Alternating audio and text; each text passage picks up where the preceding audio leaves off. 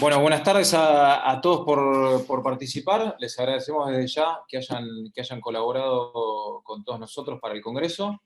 Vamos a empezar con este segmento que es el Zoom de retina, donde se van a presentar diferentes casos clínicos y el formato del mismo es un video presentado por alguien que la idea es que no supere los 3 minutos y luego va a ser sometido a una discusión donde no deberíamos pasarnos de los 4 minutos. Así que este es el formato del mismo. Vamos a empezar con el video del doctor Kotlik, que va a ser discutido por el doctor Pablo Larrea. Así que cuando quieras, Alfredo, podés compartir pantalla para iniciar, para dar inicio a este curso. Bueno, buenas tardes a todos. Este es el caso de una paciente miope de 50 años, pseudofáquica. Estamos viendo el OCT de la historia clínica del año 2017, en donde se ve un hermoso estafiloma posterior. Esta es la imagen de campo amplio también del año 2017. Se llega a ver que habían algunos condensaciones vítreas, aparte obviamente de las características miópicas del paciente, y obviamente por una disminución de visión, hace unos meses se presentó, ya tenía hecho un YAG en el otro ojo y se le practicó una capsulotomía YAG en este ojo, y a posteriori me encuentro con esa sorpresa. Es decir, la paciente luego del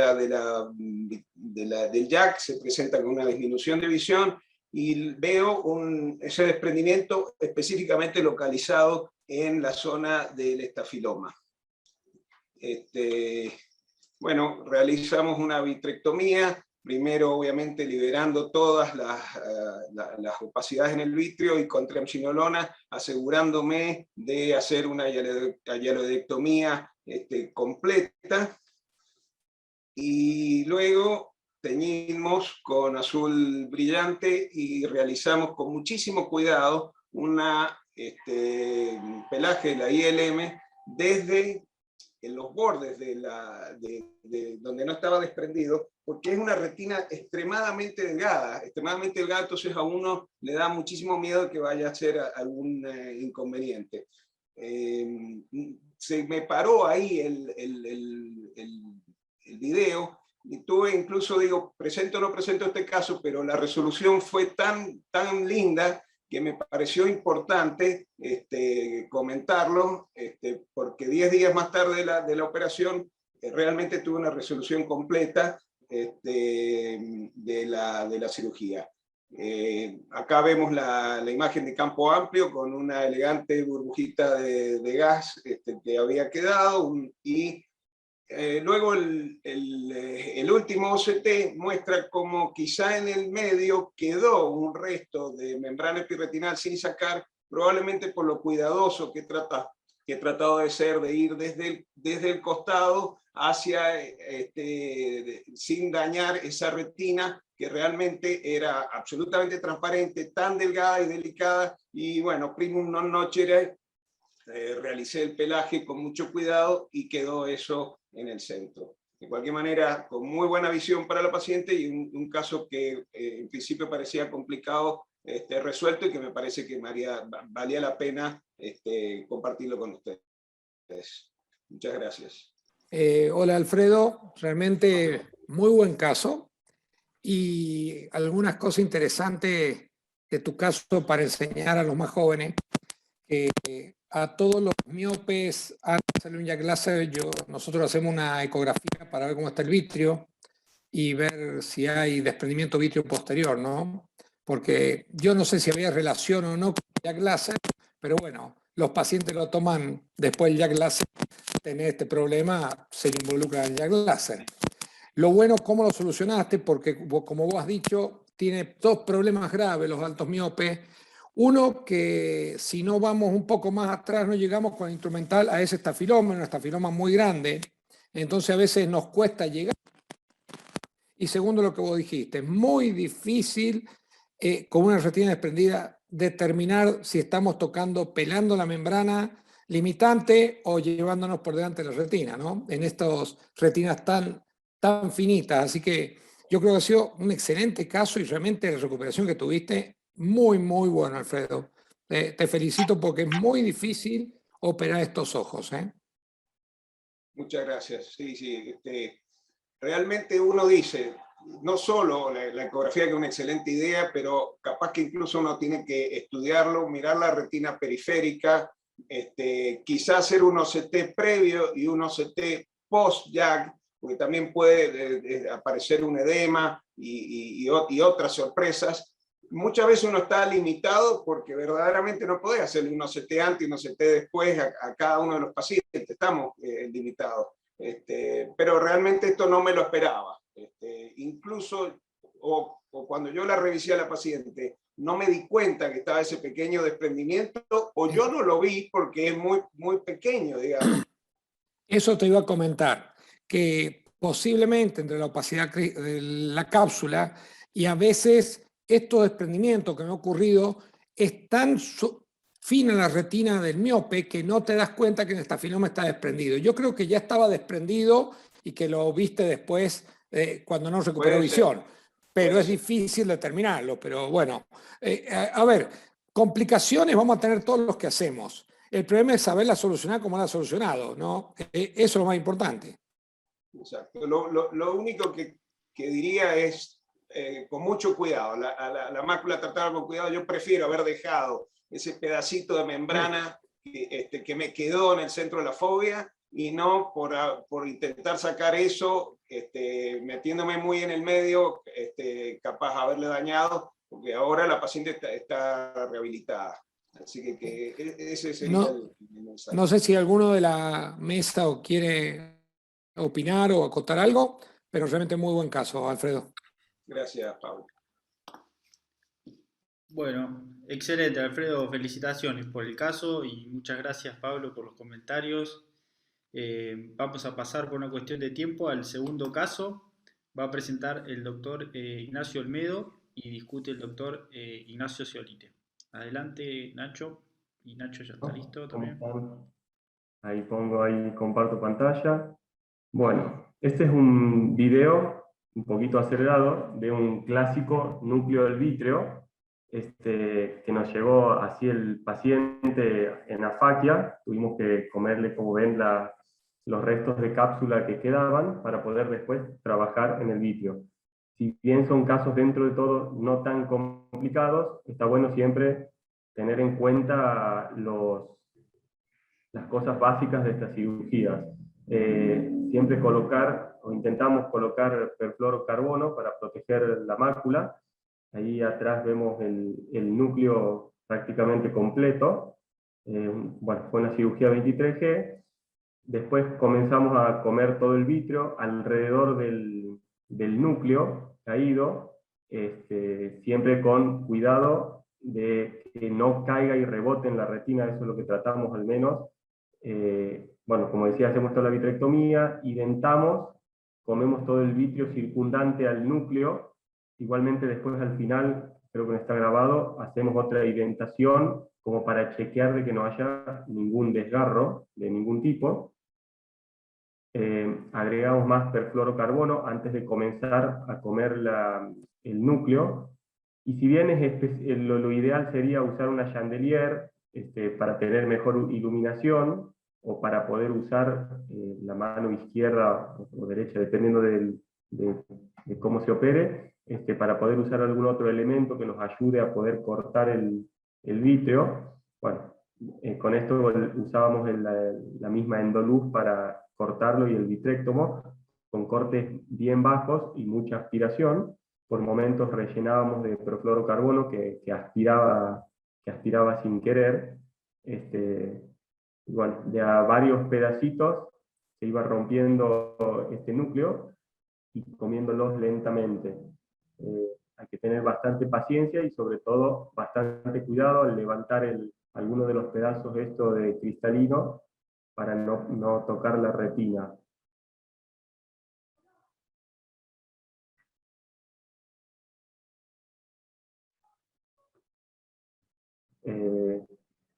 Bueno, ya la cirugía obviamente está bastante acelerada como para poder cubrir los 3 minutos.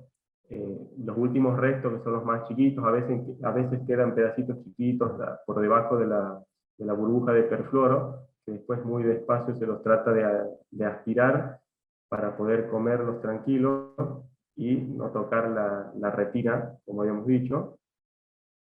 Bueno, al final se aspira el perfluorocarbono. Previo a esto había chequeado de que no haya ningún desgarro y hago intercambio con aire. ¿Se me escuchó? Sí, perfecto. Perfecto. Bueno, Nacho, ¿cómo estás? ¿Alguna apreciación? Mira, yo en estos casos así, en donde viene de una pseudofaquia complicada, de una faco complicada, creo que hay que ser muy reglado en el formato. Ideal siempre contar, como no sabemos, generalmente recibimos un paciente que no es nuestro, y no sabemos qué dureza va a tener el núcleo. A mí me gusta, aunque no siempre lo uso, contar con un faco fragmentador. O sea, si nosotros nos vamos a dedicar a esta cirugía, hay que tener esa pieza de mano, creo que vale la pena. De todas maneras, se puede usar un faco común y funciona parecido.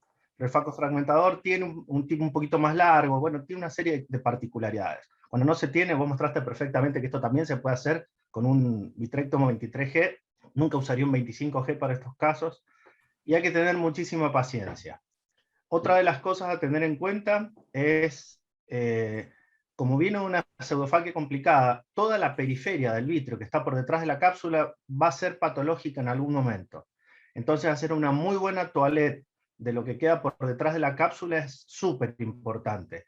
Chequear que no queden vitrio que pueda generar desgarros secundarios pseudofáquicos, como PAS y múltiples, que son muy difíciles de resolver, y si queda vitrio generalmente eso se contrae mucho y acorta la retina, entonces tenemos después cirugías a los 2 o 3 meses, con una cirugía que anduvo bárbaro al principio, se nos puede complicar con desgarros secundarios por no tener una muy buena toilette del vitrio periférico. Con respecto al uso del perfluoro, siempre prefiero el octano al decalín, porque tiene un menisco un poquito más redondo y no me queda el ángulo diedro que queda escondiéndome los pedacitos que son difíciles de ir a buscar, y que cuando uno se mete por el borde de la burbuja no llega y por adentro de la burbuja no puede. Bueno, cuando los alza la burbuja te queda como una mano que te frena. Y por último, respecto, no lo mostraste, pero es algo que generalmente uno tiene la sensación de que salió todo bárbaro, metamos un lente. En cirugías que salen bien, muchas veces hay que pensar que, sobre todo si hay pseudoexfoliación y si hay hipertensión ocular previa, tener súper presente que el lente no es importante. ¿Por qué? Porque me ha pasado, por engolosinarme, de tener expulsivas. Las únicas expulsivas que he tenido, las he tenido en pacientes con pseudofaquias complicadas, expulsiva con una vitrectomía hablo. En pseudofaquias complicadas que me ha ido bien, me entusiasmé, le quise poner el lente, se complica por alguna razón, o le paso un punto un poquito más atrás de donde tenía que ser, y se me hace un coroideo, y con el coroideo todo la debacle que puede venir después, y el casamiento con el paciente de por vida. Entonces, tener en cuenta que un buen lente, depende de la edad, y esto es otra discusión aparte, pero un buen lente puesto a tiempo, en un segundo tiempo, nos ahorra un montón de problemas. Y primero asegurarle al paciente que lo que tiene que tener es la retina sana y la complicación resuelta. Después vemos qué pasa con la parte refractiva. Sí, perfecto, coincido. Coincido en lo de la lente sobre todo, y no se la pusimos en ese momento, le dijimos que era para otro momento más. Sí, yo pongo muchas lentes de cámara anterior sin ningún prurito. Y no me siento mal por no hacer un Yamane. El Yamane o lente glue es fabuloso cuando uno sabe, bueno, está buenísima, porque aparte quedan bien, lo mismo que un acre. Perfecto, bueno Nacho, muchas gracias. a ambos por el caso y por la discusión. Se te está cortando un poquito la señal. Y en honor al tiempo vamos a seguir con el siguiente caso, que va a ser presentado por el doctor Mariano Cotic, y posteriormente lo va a discutir el doctor Ezequiel Rosendi. Mariano, no sé si estás por ahí. Bueno, ahí estás. Mariano, hola a todos. bienvenido. Gracias. Y cuando quieras compartir pantalla. Tu pantalla. Gracias, Marcos, por la presentación, bueno, la invitación. Este es un caso clínico, bueno, que quiero compartir, que tuvimos en el hospital hace poco, de un paciente que tenía un agujero macular de 2 años de evolución en su ojo izquierdo, no tenía ninguna otra cirugía. Era un agujero macular grande, crónico, y bueno, decidimos hacer una técnica alternativa, que es el injerto autólogo de retina en este paciente. El video. Hicimos piden el limitante. Bueno, primero sacamos un poco todo el vitrio y la hialoides posterior.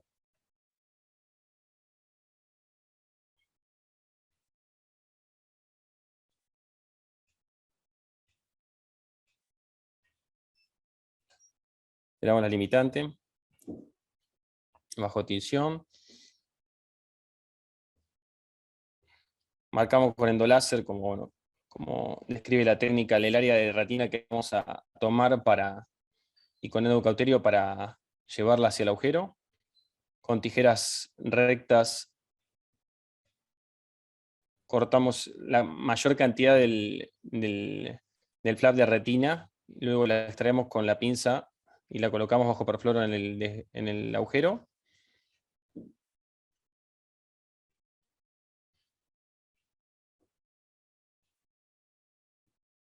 Hicimos un intercambio con aire y luego con aceite.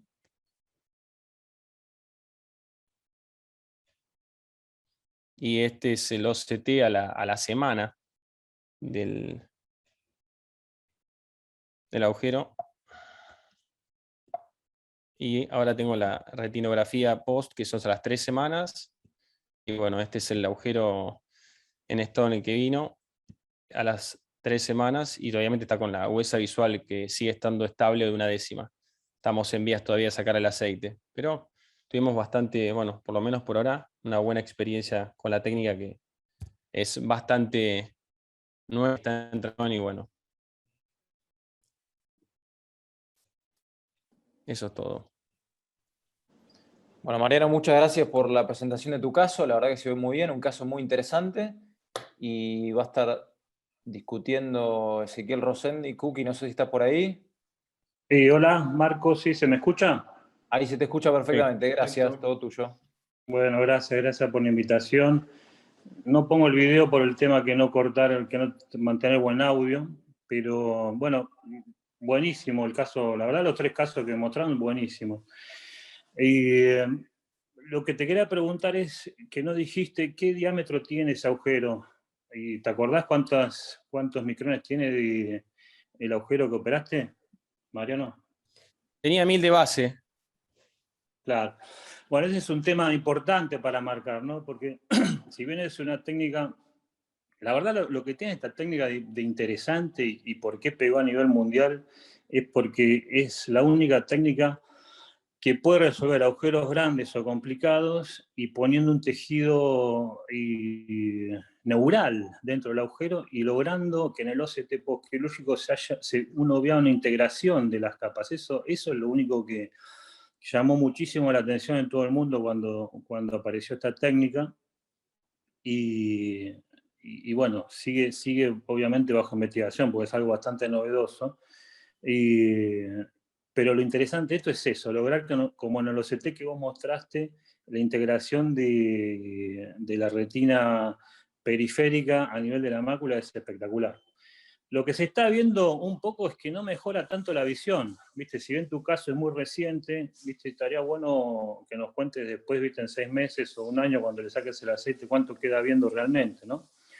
Sí, también no hay estudios que estén usando la microperimetría como para evaluar bien a ver qué función macular está teniendo, o sea, pero... Exactamente. Yo creo que igual estas técnicas son más para agujeros mucho más grandes, así como estos, más de 1000, o que aquellos también que están asociados con el desprendimiento de retina, que vos digas, bueno, o sea, también puede ser un factor que no, o sea, que no, a ver, que favorezca que no se mantenga la retina aplicada y bueno, sea un factor de peor Mira, pronóstico. el estudio que está haciendo prospectivo esto te pide que tenga más de 800 micrones de agujeros, ¿viste? O sea, que esos bien grandes y que sepas que es muy difícil que ande con las otras técnicas.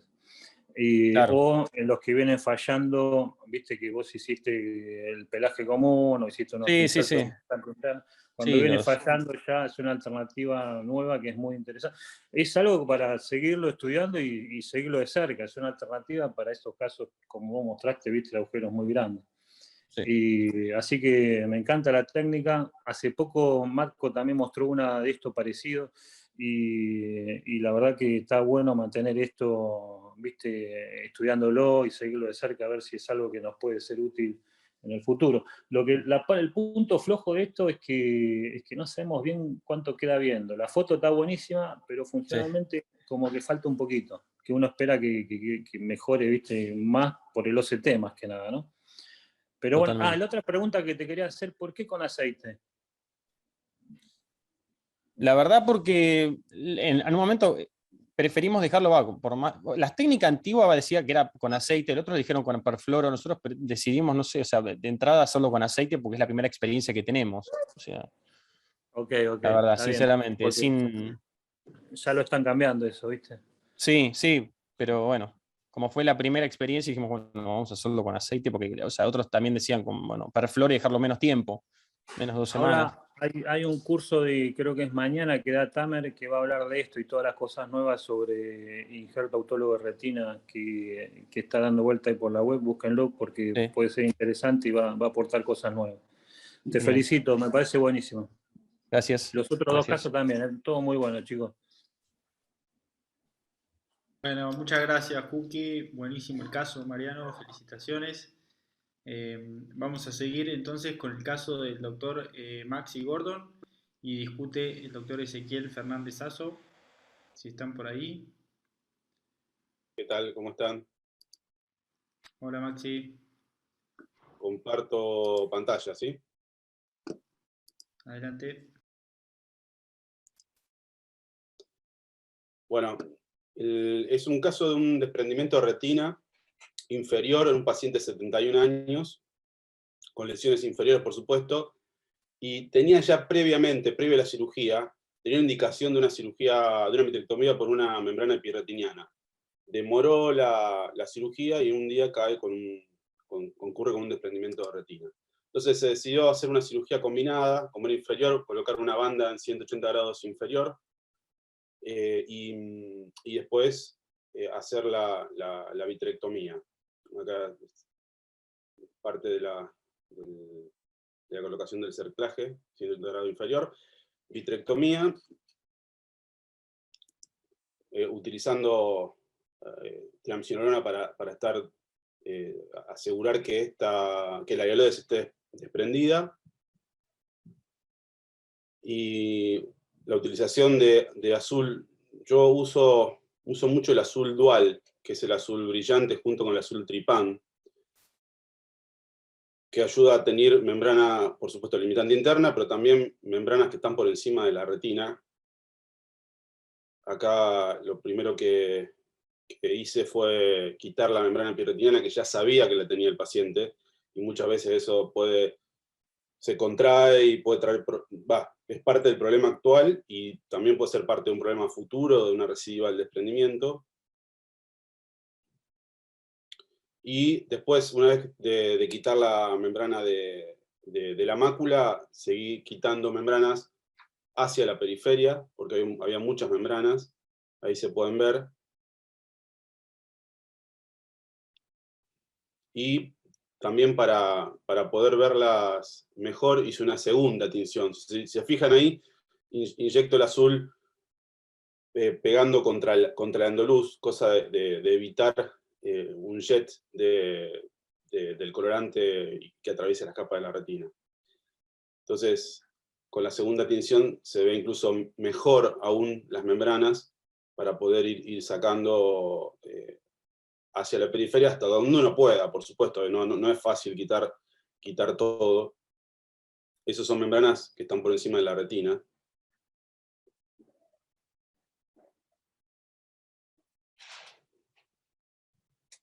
Y después quitar hasta donde uno pueda. Son cirugías largas también.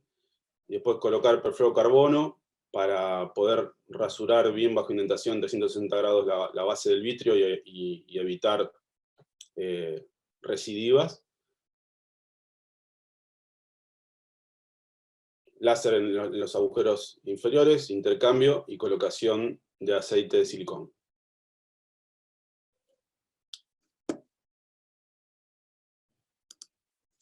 Eso es todo. Bueno, Maxi, buenísimo el caso. El paciente es pseudofáquico, ¿no? Pero no es miope. Sí, ¿O sí? sí, pseudofáquico. Pseudofáquico con la miope. Sí, buenísimo el caso. Yo, de acuerdo con vos, sí o sí uso más de 2 veces la tinción siempre, tanto para una membrana periretinal sola como para una membrana periférica. A mí teñir una sola vez nunca me es suficiente y siempre tiendo a teñir 2 o 3 veces. Y a veces hago como vos, mezcla de tinciones.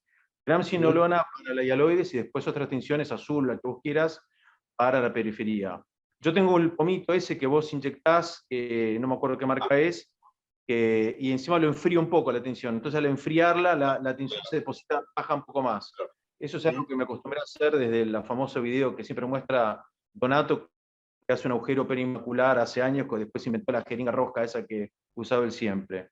Pero perfecto el caso, yo hago lo mismo. Se discute mucho el tema de poner un explante o no en una digamos, un desprendimiento de retina, pero si la causa es inferior, estoy totalmente de acuerdo con vos.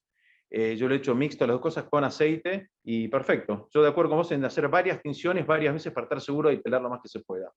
Pero impecable. Eso es todo. Sí, de acuerdo. Buenísimo. Yo te hago una pregunta, Maxi, ¿no te resulta a veces con perfluoro para ir pelando también? Antes, o sea, para el pelado de la limitante, ¿no? No, pues bueno, No. viste que se puede pelar. Hay gente que lo hace. Yo generalmente no. Yo no lo uso. Yo tampoco. Pelar la limitante con perfluoro te queda muy chata. No la puedes levantar.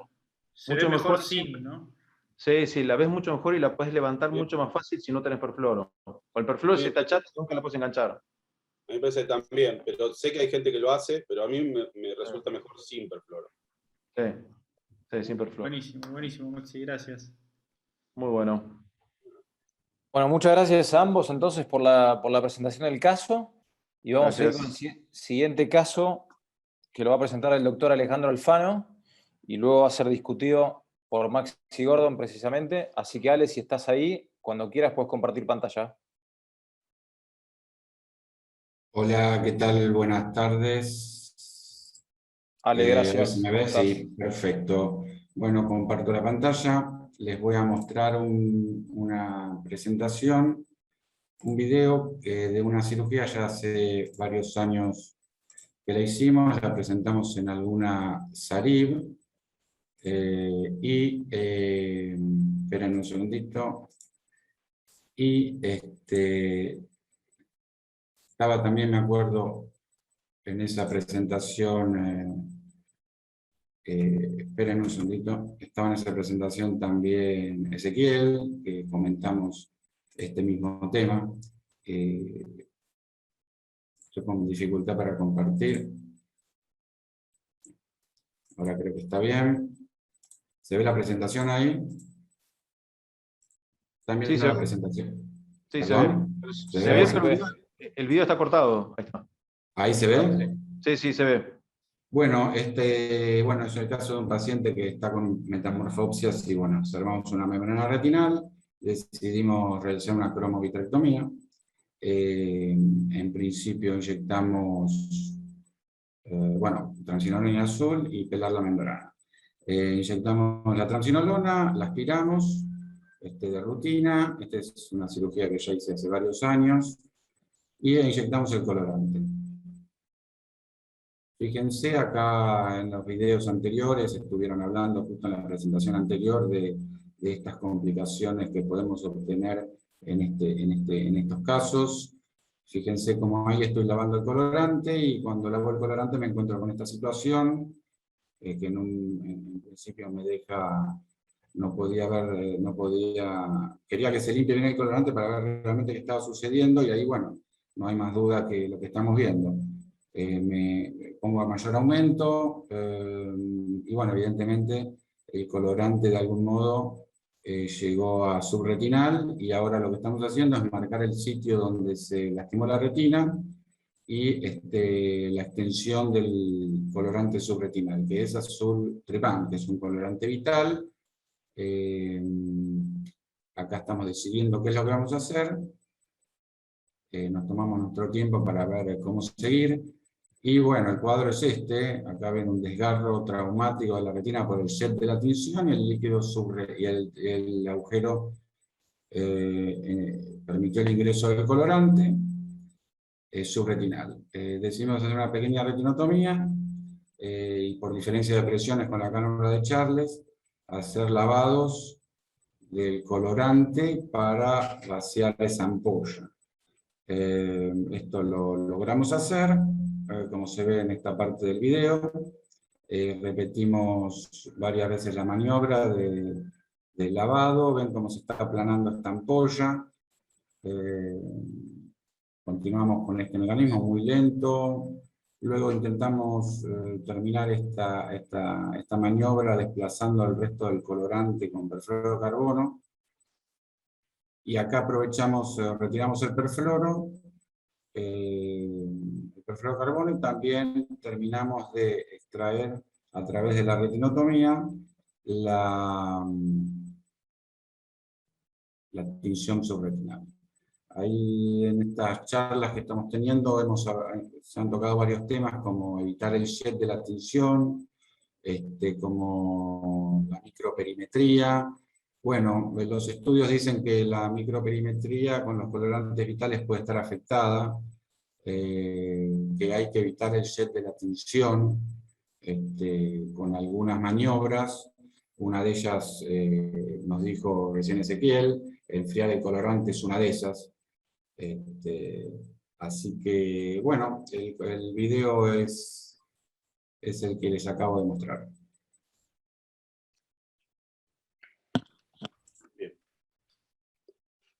Bien, Alejandro, primero, buenísimo, porque a mí me parece muy interesante presentar complicaciones quirúrgicas. Me parece que muy bien de tu parte, porque muchas veces presentamos casos que sale todo bien, pero no presentamos cuando tenemos algún problema, y está bueno compartirlo y charlarlo y ver cuál es la mejor manera de poder evitarlo. En mi opinión, bueno, justamente en el video que yo presenté utilicé tinciones, y me parece que, bueno, primero tener en cuenta la jeringa y la cánula que corran muy bien, eso primero. Después, inyectar desde el lado temporal, porque si cruza va hacia nasal, muchas veces a vos te quedó justo al nivel del nervio óptico, pero igual vos inyectaste de temporal, o sea que me parece que está bien, o sea, porque si vos inyectás de nasal, tenés más posibilidades de que choque hacia temporal. Otra cosa es que si uno inyecta desde lejos, desde la entrada apenas al ojo, la velocidad del jet disminuye porque tiene más recorrido, entonces cuando llega a la retina tiene menos fuerza sobre la retina, y hay menos posibilidad de hacer un jet. Y otra cosa también, que bueno, lo que yo mostré en el otro video, es inyectar contra el endoluz, y de esa manera, por ahí se disipa muchísimo la fuerza y la velocidad con que viene el jet del colorante, y hay menos posibilidades de tener este tipo de complicaciones. Pero bueno, yo tuve un caso así hace algunos años, y en la cirugía te sentís, no es agradable. Pero bueno, son medidas que uno por ahí, después de ese caso, obviamente que tomar esto que estoy diciendo son las cosas que hago habitualmente para tratar de evitar de tropezar nuevamente con la misma piedra. Pero por lo menos es lo que yo puedo aportar en base a la experiencia que yo tuve, mala experiencia, porque también me pasó lo mismo, y lo que hago lo que hice después de ese episodio. Pero muy bueno, y muy bueno que lo haya presentado. ¿Alguno usa la Gracias, perita? Maxi. Hola. ¿Alguno usa la perita? Justamente, hola, Ezequiel. mirá, les quiero mostrar, si me permiten, luego de este Ateneo, luego de esa cirugía, lo que hicimos fue perfeccionarnos y que esto no nos vuelva a ocurrir. Permítanme que les comparta. ¿Están viendo ahí la presentación? ¿El PowerPoint? Sí, se ve. Sí. Bueno, básicamente lo que estábamos hablando. Excelente. Yo creo que es fundamental comprobar nosotros la permeabilidad de las cánulas, comprobar el émbolo en la jeringa, moverlo nosotros, inyectar desde lejos, Maximiliano, como vos nos decías, tamponer al agujero macular con viscoelástico, perfluoro, este no era el caso, se puede inyectar bajo aire, enfriar el colorante, topicar el colorante desde lejos y inyectar el colorante sobre una luz, por ejemplo. Y las cánulas, por ejemplo, side flow, por supuesto. Y fíjense, esto es lo que Ezequiel nos iba a decir, que esta es la perita esta que tenemos, que es una liberación controlada del colorante, y bueno, esto nos evita las complicaciones. Una vez que tenemos esta complicación, una vez no la tenemos nuevamente, ¿no es cierto? ¿Puedo hacer un comentario? Hola, Ale. Hola, Maxi. Hola, Pedro, ¿Cómo están? Pero, Mira, me pasó una vez exactamente lo mismo que vos y espero que nunca más me pase y empecé a investigar y a cambiar y yo después te cuento mi técnica actual, porque realmente es dramático, porque por más que vos lo soluciones y saques, queda ese colorante vital impregnando la retina y hay, viste, se afecta el campo visual, la agudeza visual, la verdad que no es agradable.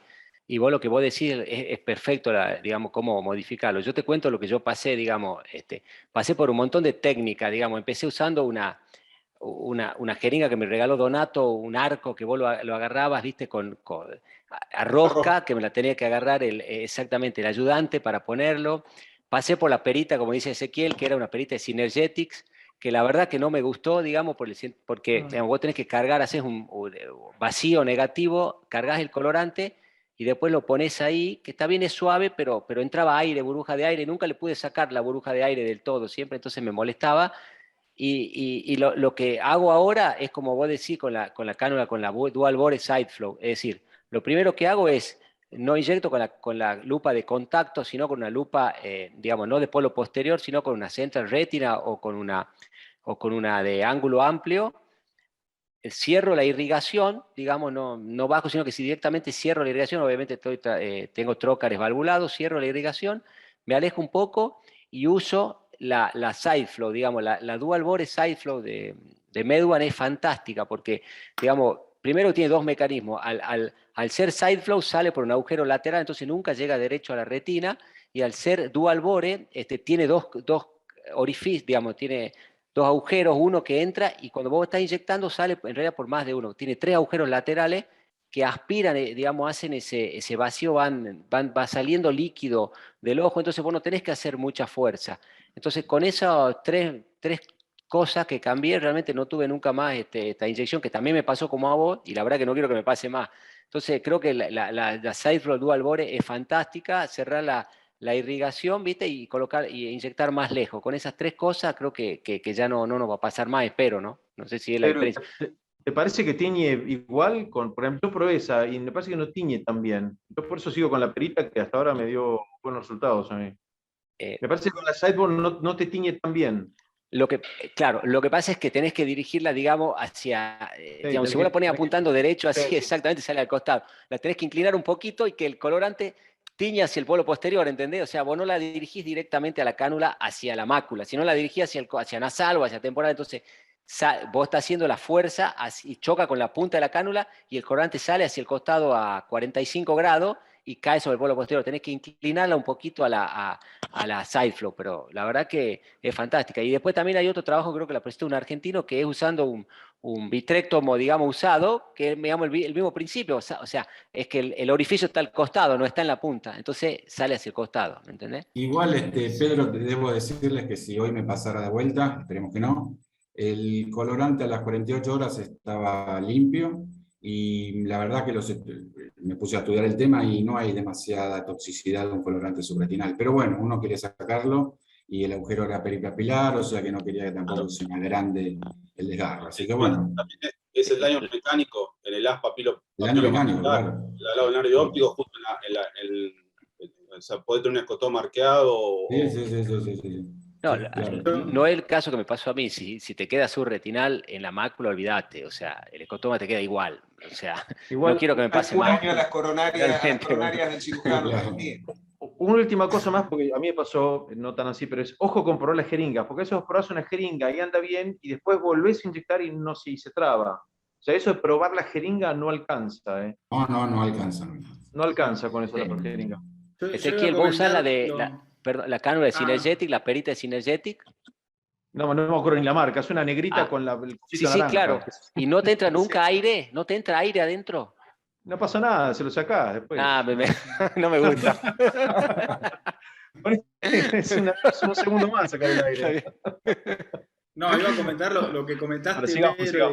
del vitrectomo. Para los que usan el Constellation, tiene una función de reflujo proporcional, que también se puede aspirar el azul y después con el reflujo ir tiñendo con el pedal, bastante controlado. Eso está piola esa función.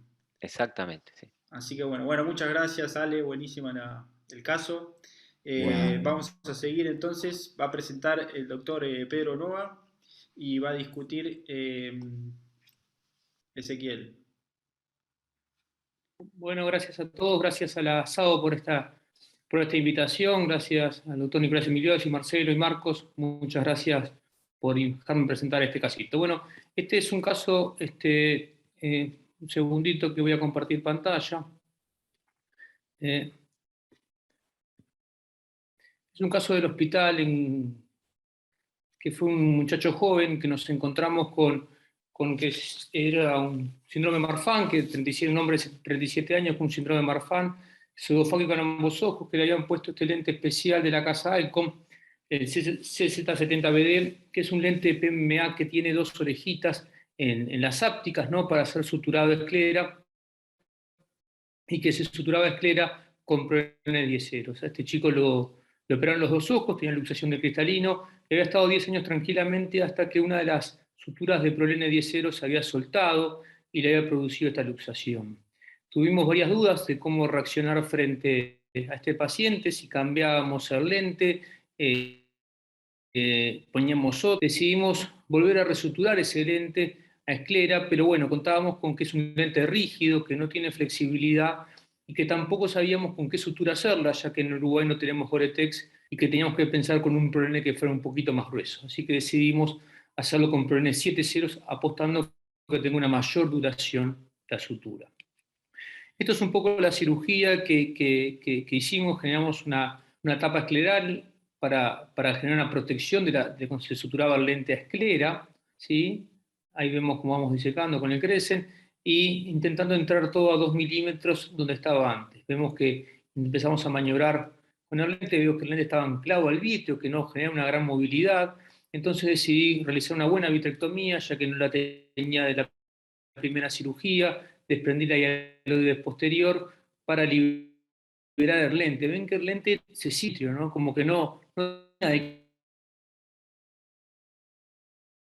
caer y bueno, hasta que le hago una buena como el lente posterior, pero sin tocarlo, obviamente, ahí decidimos introducir la sutura de Prolene 7-0.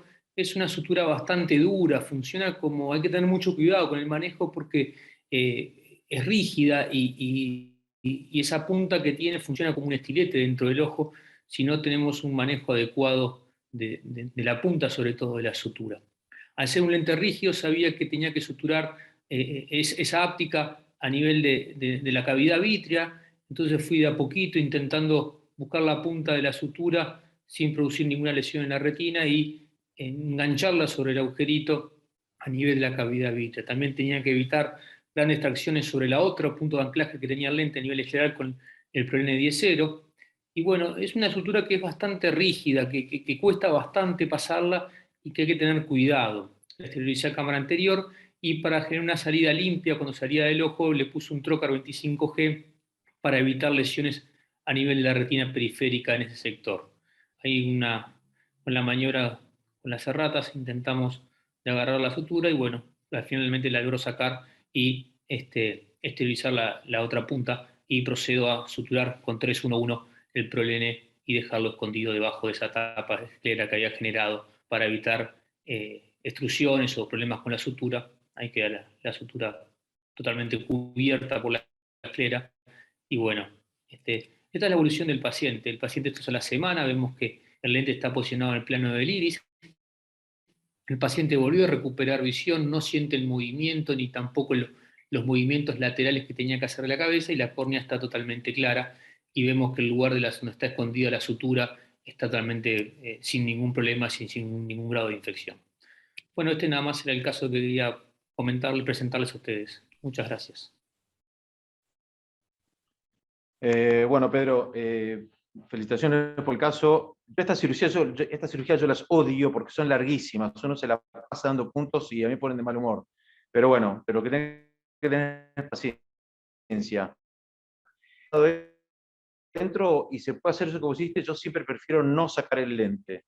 Y me parece que tomaste una muy buena decisión no hacer un Yamanes, porque el agujerito de la ochava, digamos, cuando lo pasás por la esclera. Lo otro que me parece difícil de calcular es dónde hiciste exactamente la otra esclerectomía, porque vos ahí ya tenías que hacerla de antemano sabiendo dónde iba a caer el lente. O sea que eso me parece muy bien hecho. Lo que sí me parece que es una crítica: muevas un lente en un Marfan antes de hacer una vitrectomía. Me parece que lo primero, no puedes empezar a tirar así del lente, sobre todo en un paciente con Marfan, sin hacer primero una vitrectomía completa, porque ahí puedes tirar mucho a la base del vítreo y provocar vos un desgarro. O sea, esa es la única crítica que yo te haría al caso. Yo haría lo mismo, exactamente lo mismo. Yo creo que en realidad pudo haberse soltado porque o por ahí está mal hecho el nudo, o por ahí porque se soltó. La pregunta al millón es: ¿qué hacer con la otra? ¿Revisaste la otra sutura? Dos cosas. Bueno, nada más cuando mostré la imagen no fue que intenté moverlo, entré nomás al ojo a hacer la vitrectomía, no intenté movilizar el lente. Lo primero fue entrar a ver qué pasaba cuando uno entra a la vitrectomía, y vi que el lente estaba rígido y rápidamente me fui a realizar una buena vitrectomía del polo posterior para que los movimientos, evitar tracciones a nivel de la retina. La otra sutura está bien, está agarrada. Yo siempre tengo como no adelantarme al problema. Si se le llega a caer o se le llega a soltar, bueno, lo operaremos en ese momento, pero no tampoco realizar ninguna maniobra preventiva, ni sobre todo porque el paciente volvió a volver bien y está contento, volvió a usar sus mismos lentes, y nada, y de reper para realizar el anclaje nuevamente de la lentilla. Estaba el hilito, el nudito donde estaba la sutura previa, entonces me dio la idea del reper de dónde tenía que entrar para realizar la tapa escleral, para realizar el anclaje nuevamente del lente. Perfecto. Sí, esta cirugía yo las odio, porque uno se la pasa dando nudos todo el día y a mí me ponen de mal humor. Después le diste una sutura más a la tapa escleral. Sí, claro, ¿no? la esclera tapadera y después la conjuntiva, tenés sutura también, sí, eso sí, sí. Pero bueno, muy buena decisión tratar de no sacar estos lentes, porque si no tenés que abrir mucho y después generas mucho astigmatismo, ¿viste? Es todo un tema. Bueno, muchas gracias. Gracias.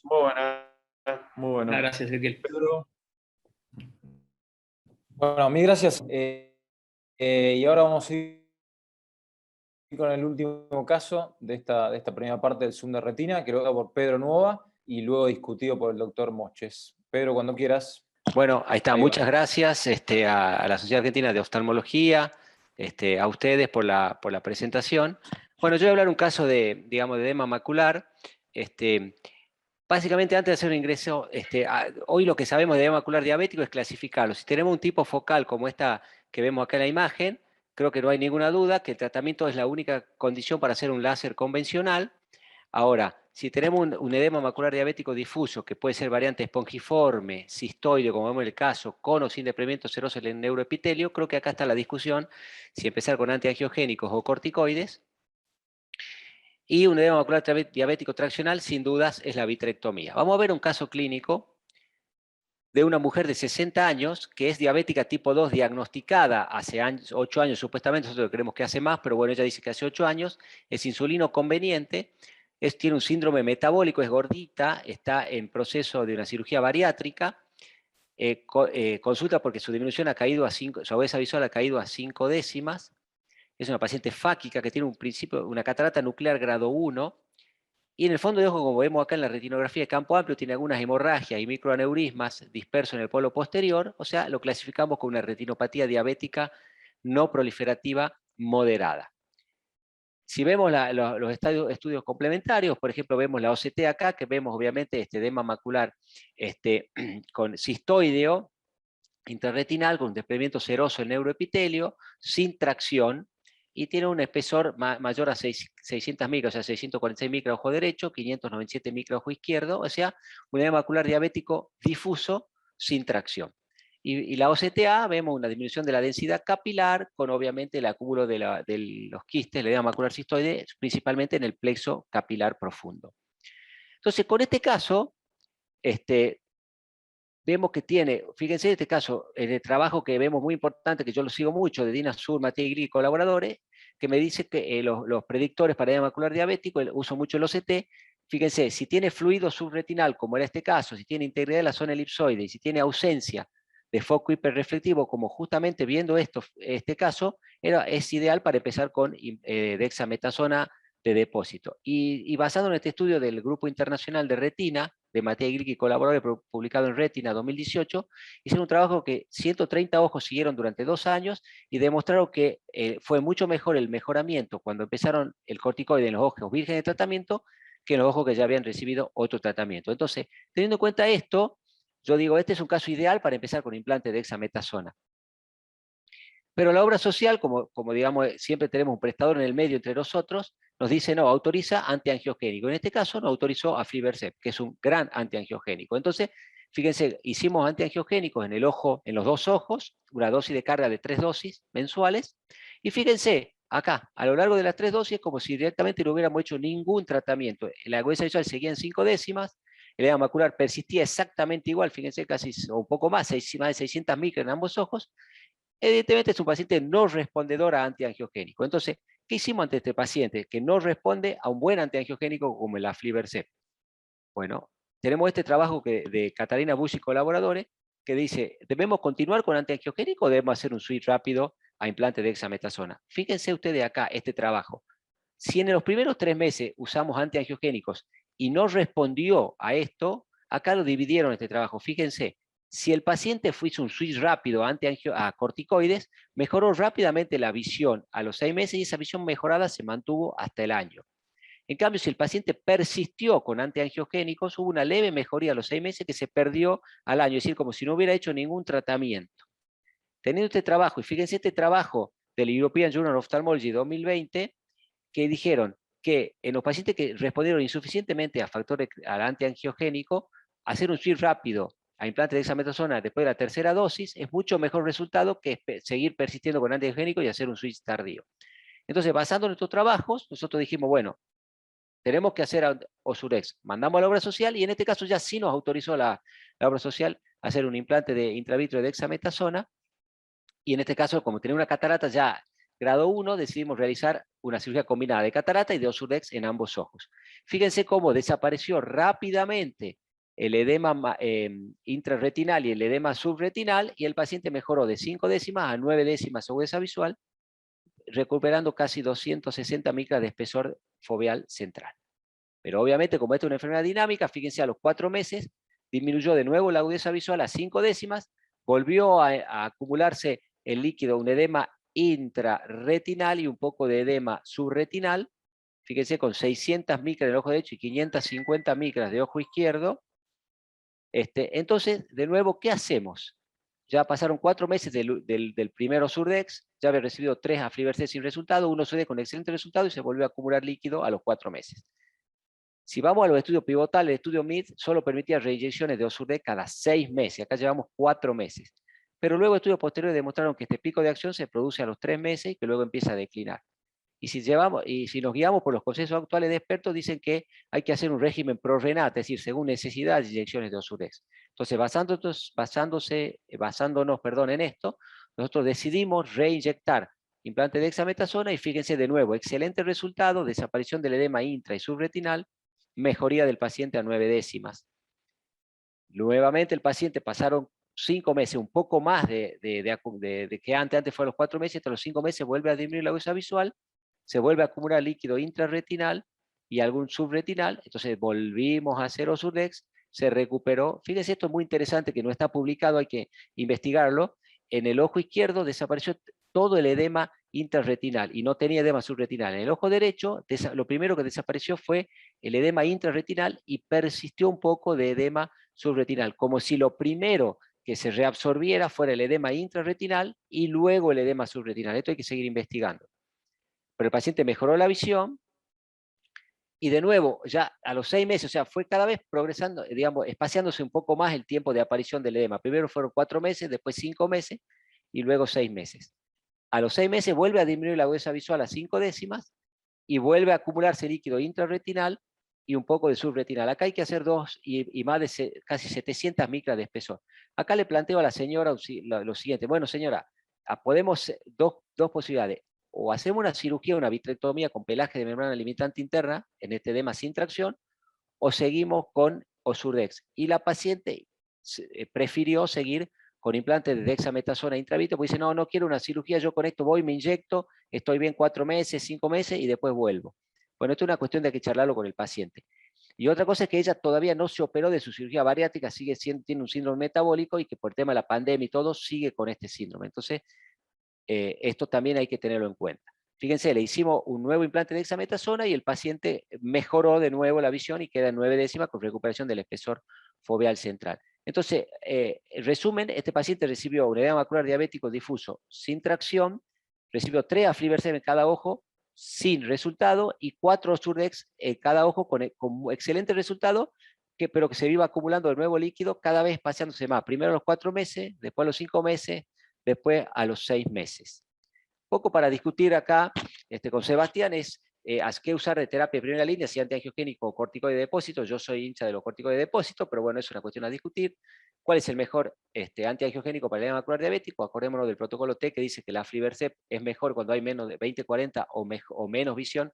Es mejor el aflibercept que los otros antiangiogénicos por lo menos hasta los 12 meses. Y si hay un rol de la vitrectomía con pelaje de membrana limitante interna, en estos casos de edema macular diabético sin tracción. Esto un poco para saber que el edema macular diabético es el resultado de una combinación de diferentes mecanismos. No es solo una sobreexpresión de anti-VEGF, lo cual no es solo una sobreexpresión del factor de crecimiento del endotelio vascular, por lo tanto ahí actúa el anti-VEGF, sino que también hay inflamación, que es muy importante, todos estos factores inflamatorios en los cuales actúa el corticoide y no actúa el anti-VEGF.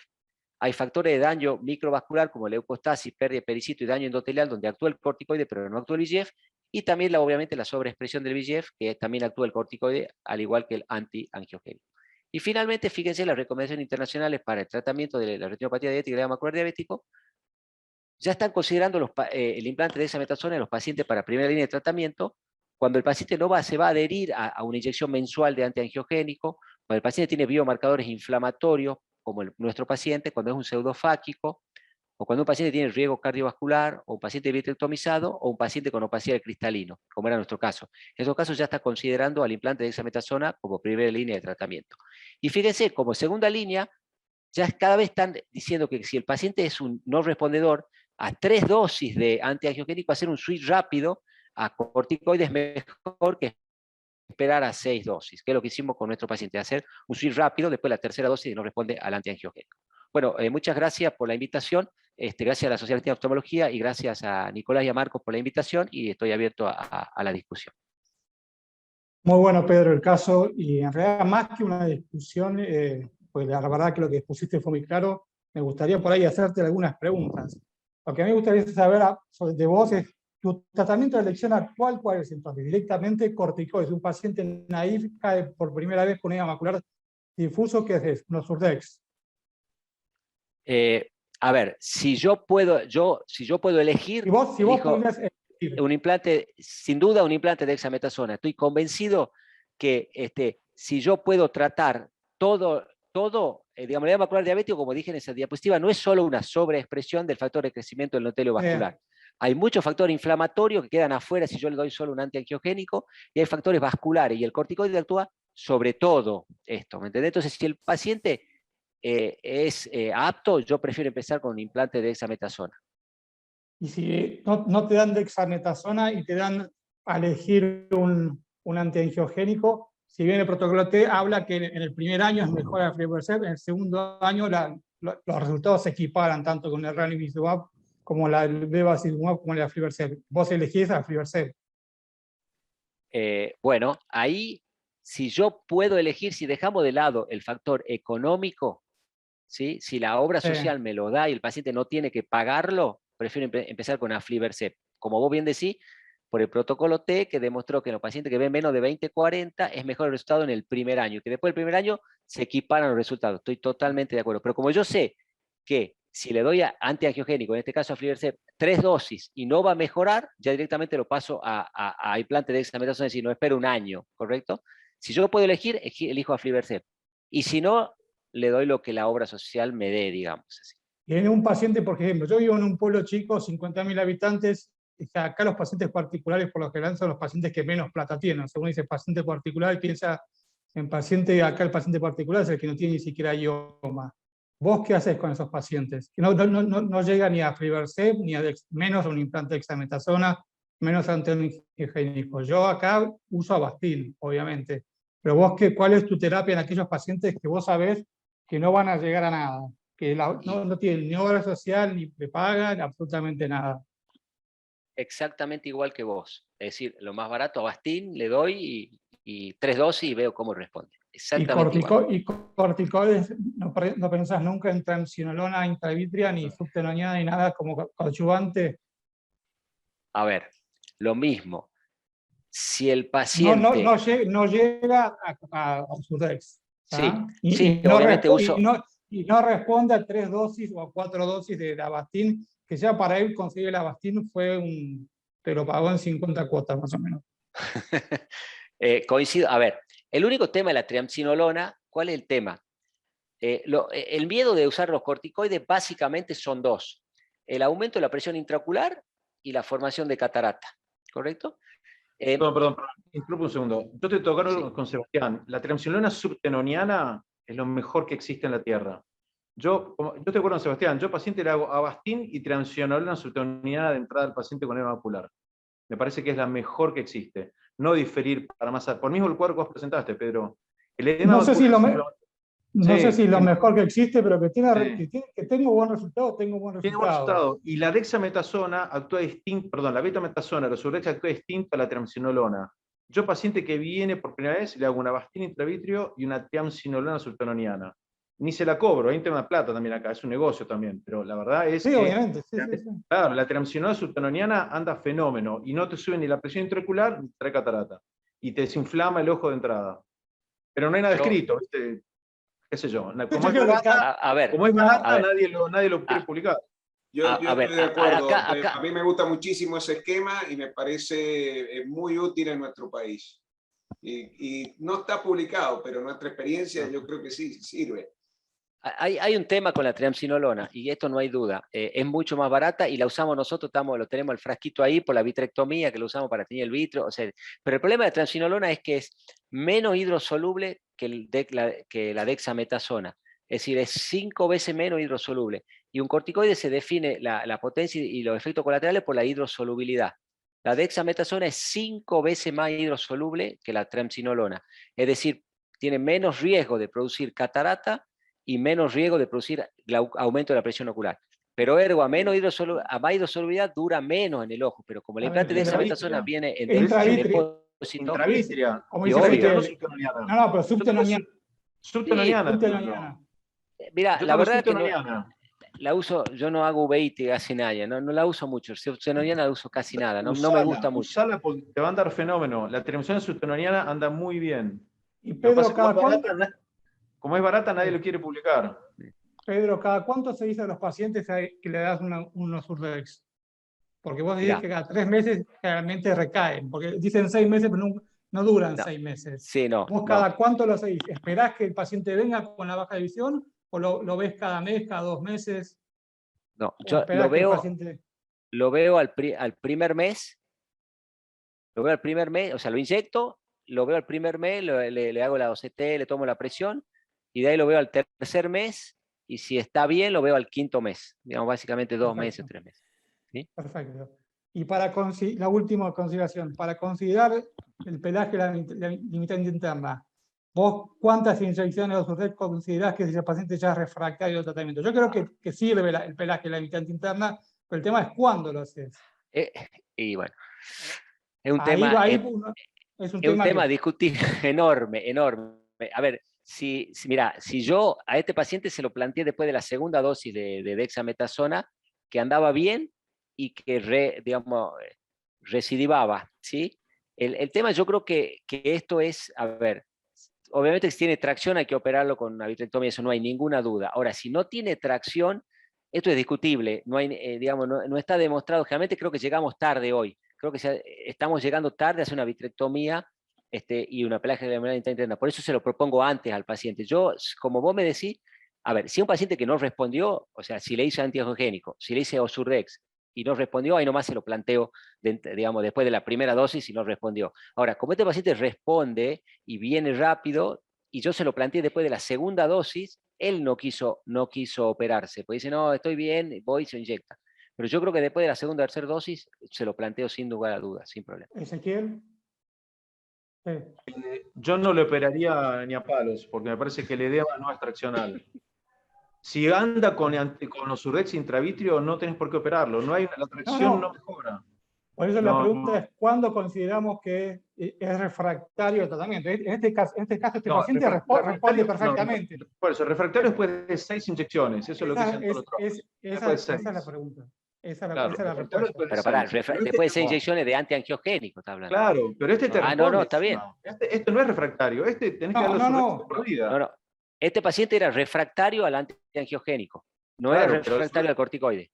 Seguí con su rezo, no lo operes. Generalmente en los trabajos científicos, digamos, el índice de refractariedad es el doble con los antiangiogénicos que con los corticoides, más o menos un 30%, 33% a un 15, 16%. No nos olvidemos, Ignacio, de volver al control de la glucemia, que vos lo dijiste, este paciente está con mal control metabólico, como por la importancia digamos, de la difusión de la educación que tiene la reunión, es muy importante. Si el paciente sigue descontrolado metabólicamente, todo lo que hagamos no va a servir. Obviamente, Alfredo, que esto es como que si vos le estás echando agua por un lado y él se prende fuego por el otro. O sea, las dos cosas separadas no van. O sea, el control del paciente metabólico es fundamental. Sí. Ignacio. Tres mechadas de comentarios para mechar. Primero, el más controversial quizás sea el de la vitrectomía en un paciente diabético con esos quistes y sin tracción. Yo he tenido la tentación de pacientes que no han podido seguir comprando los Osurdex de operarlo, porque la obra social le cubre la cirugía y no le cubre los Osurdex. Se me han atrofiado las máculas y he tenido muy malas agudezas visuales a mediano y largo plazo. Yo no soy partidario de operar porque la limitante interna, salvo que sea muy, muy tensa, puede llegar a generar un efecto protector de la neuroretina. La experiencia que he tenido no es muy buena, y en una época con mi viejo tenemos un laburo bastante importante de muchos años de seguimiento, muy desordenado, pero la experiencia nos muestra un poco esto. Y estoy hablando de pacientes que no se operan tarde. La segunda cosa, con tracción o sin tracción, salvo que sea una membrana que tire mucho, que parezca un trapecista colgado, pero al revés, el Osurdex funciona. Entonces, tampoco nos podemos guiar tanto por cuánto funciona, porque si tiene quistes intrarretinales, el Osurdex y el corticoide es muy eficiente en este tipo de resolución de edema. Y como bien mostraste, Pedrito, no tanto con los edemas subretinales. Con el líquido subretinal es más eficiente el antiangiogénico. Y lo vemos en las degeneraciones maculares asociadas a la edad. Responde, al revés que en las degeneraciones asociadas a la edad, el antiangiogénico responde mejor con el líquido subretinal que con el intrarretinal. El corticoide con el intrarretinal mejor que con el subretinal. Y a mí me gustaría esperar algunos resultados de los biomarcadores que me induzcan a pensar o a decidir qué tratamiento hacer en función del tipo de edema y la disfunción vascular o microvascular que tenga esa retina. Porque no son todos los edemas difusos iguales. Entonces, independientemente del control metabólico, que creo que cumple una función importante, no necesariamente es tan importante como antes se creía en el edema, desde que nosotros tenemos estas herramientas terapéuticas tan eficientes, digámoslo así. No mucho más, y ver si alguien tiene alguna experiencia un poquito más profunda en cuanto a biomarcadores. Si nadie tiene más nada por preguntar o discutir, por mí hemos terminado. Está muy bueno, Pedro. Bueno, vamos a seguir entonces con los casos. Vamos a escuchar el caso del doctor Pablo Armendáriz y comenta el doctor Alejandro Lavaque. Adelante, Pablito. Bueno, muchas gracias, Nico. Gracias, Marco, por la invitación. Gracias al SAO. Ahí voy a compartir pantalla. El título del trabajo: la mácula pide a gritos una cirugía. Hace alusión a este caso un paciente de 74 años, pseudofáquico, que se presenta a la consulta 24 horas, con 24 horas de evolución de un escotoma inferior y fotopsias, y con una visión de 9 décimas. Y la mácula, que ya se estaba viendo amenazada por un líquido subretinal que estaba en la parte superior. Bueno, ante esta situación yo decidí entrarlo el mismo día a quirófano, y el plan era realizar una vitrectomía completa con colocación de gas. Ahí estoy realizando la vitrectomía, sacando todo el vítreo que hay alrededor del desgarro para que se relaje un poco la retina. Realizo una vitrectomía central y periférica, media periferia, y voy a sacar el vítreo que hay alrededor del desgarro. ¿Sí? Trato ahí de sacar la hialoides posterior, pero ya la hialoides posterior me parecía que estaba desprendida.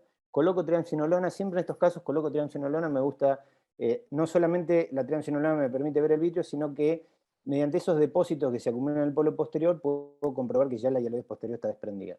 Y ahora voy a hacer el paso que más me lleva tiempo, que es el jiving de la base vítrea.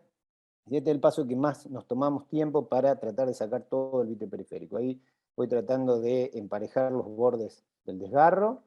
¿Sí?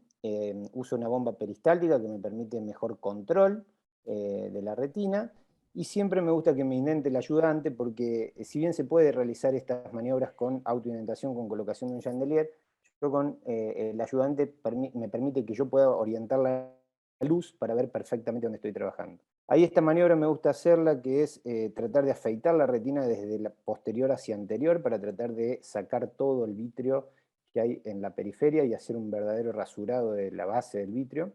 Si bien algo de vítreo va a quedar, pero el éxito de la cirugía, a mi modo de ver, depende de cuánto tiempo nos tomemos para sacar todo el vítreo periférico.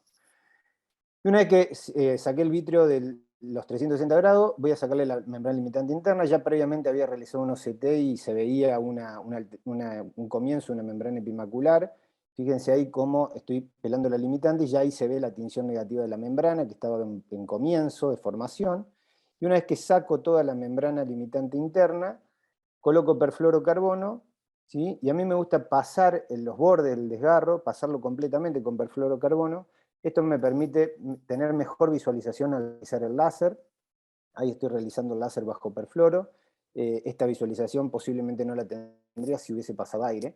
Así que me gusta hacer todo eso, y posteriormente realizo un láser 360 de toda la retina periférica. ¿Sí? Lo estoy haciendo prácticamente en todos los casos, pero en este caso más aún por la gran patología que tiene la base vítrea.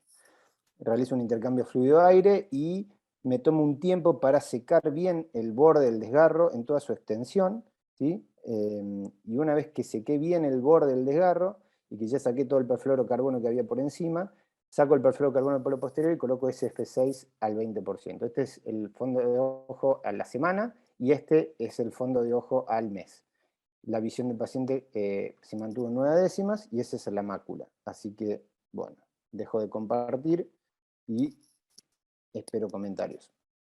Bueno, Pablo, me toca comentar a mí. Primero, felicitaciones. La verdad que no parecía un caso sencillo, principalmente porque se trataba de un desgarro gigante, o casi un desgarro gigante. Tenía un desgarro importante, si bien era superior, que eso facilita un poco más la cosa, pero no dejaba de ser un desgarro gigante, o sea que era una complicación grave en un paciente que, si bien había notado el escotoma, tenía 9 décimas de visión, y entonces la cirugía tenía que salir perfecta como la hiciste, digamos, ¿no?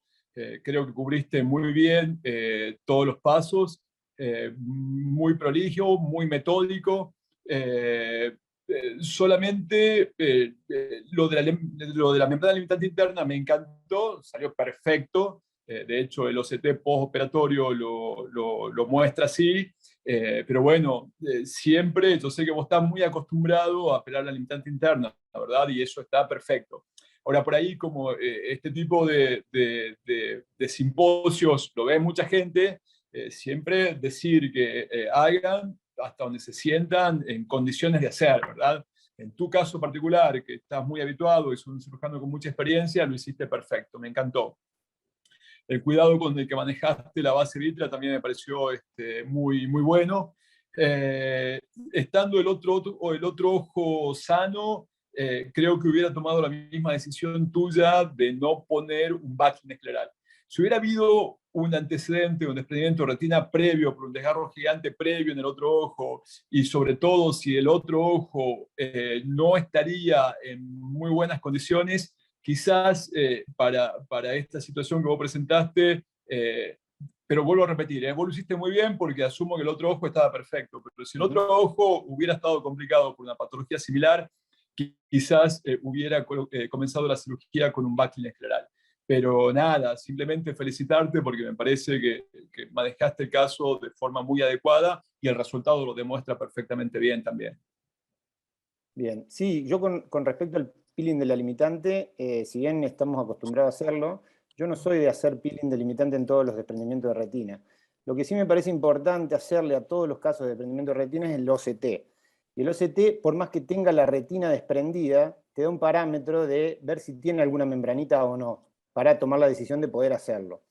Generalmente los desprendimientos de retina que ya llevan unas semanas de evolución, sí trato de hacerle el peeling porque, bueno, ya tienen más proliferación y más células que te pueden predisponer a una formación de una membrana. Pero los desprendimientos de retina frescos, en este caso decidí hacer el peeling porque ya veía que había una contracción de la membrana limitante y se veía en la tinción negativa que me dio el azul brillante. Pero no lo hago de rutina en todos los desprendimientos de retina. Y bueno, con respecto al backlink, sí, yo creo que el éxito mucho de la cirugía de la vitrectomía depende mucho de cuánto tiempo nos tomemos para hacer un buen shaving de la base vítrea, sacar todo el vítreo y usar triamcinolona. Para mí es fundamental usar triamcinolona para ver bien el vítreo y ver que no te quede nada. Así que bueno, después el backlink por supuesto es una opción y es muy válido, incluso bueno, hacerlo combinado en este caso, ¿no? Seguro, sí, claro, backlink combinado con vitrectomía. Exacto, Felicitaciones, Pablo. Ale. Impecable. Un comentario, Pablo, del uso de la triamcinolona. Sí, Tomás. Que a veces escucho por ahí a algún cirujano que no la usa o que dice, no, yo el vítreo lo veo porque tengo experiencia y porque no lo uso habitualmente. Me parece que es uno de los pasos claves y sobre todo por el concepto de vitriosquisis o de remanentes corticales vítreos, que es algo que por ahí la gente no lo tiene muy en cuenta, pero muchas veces quedan restos de vítreo cortical adherido al polo posterior. Aunque uno crea que hay un DPB completo, vos veas que se ve el anillo de Weiss y decís esto es un desgarro acá, a veces quedan restos de vítreo, no siempre, pero en algunos casos queda. Y si vos no ponés triamcinolona en el polo posterior, eso te lo perdés.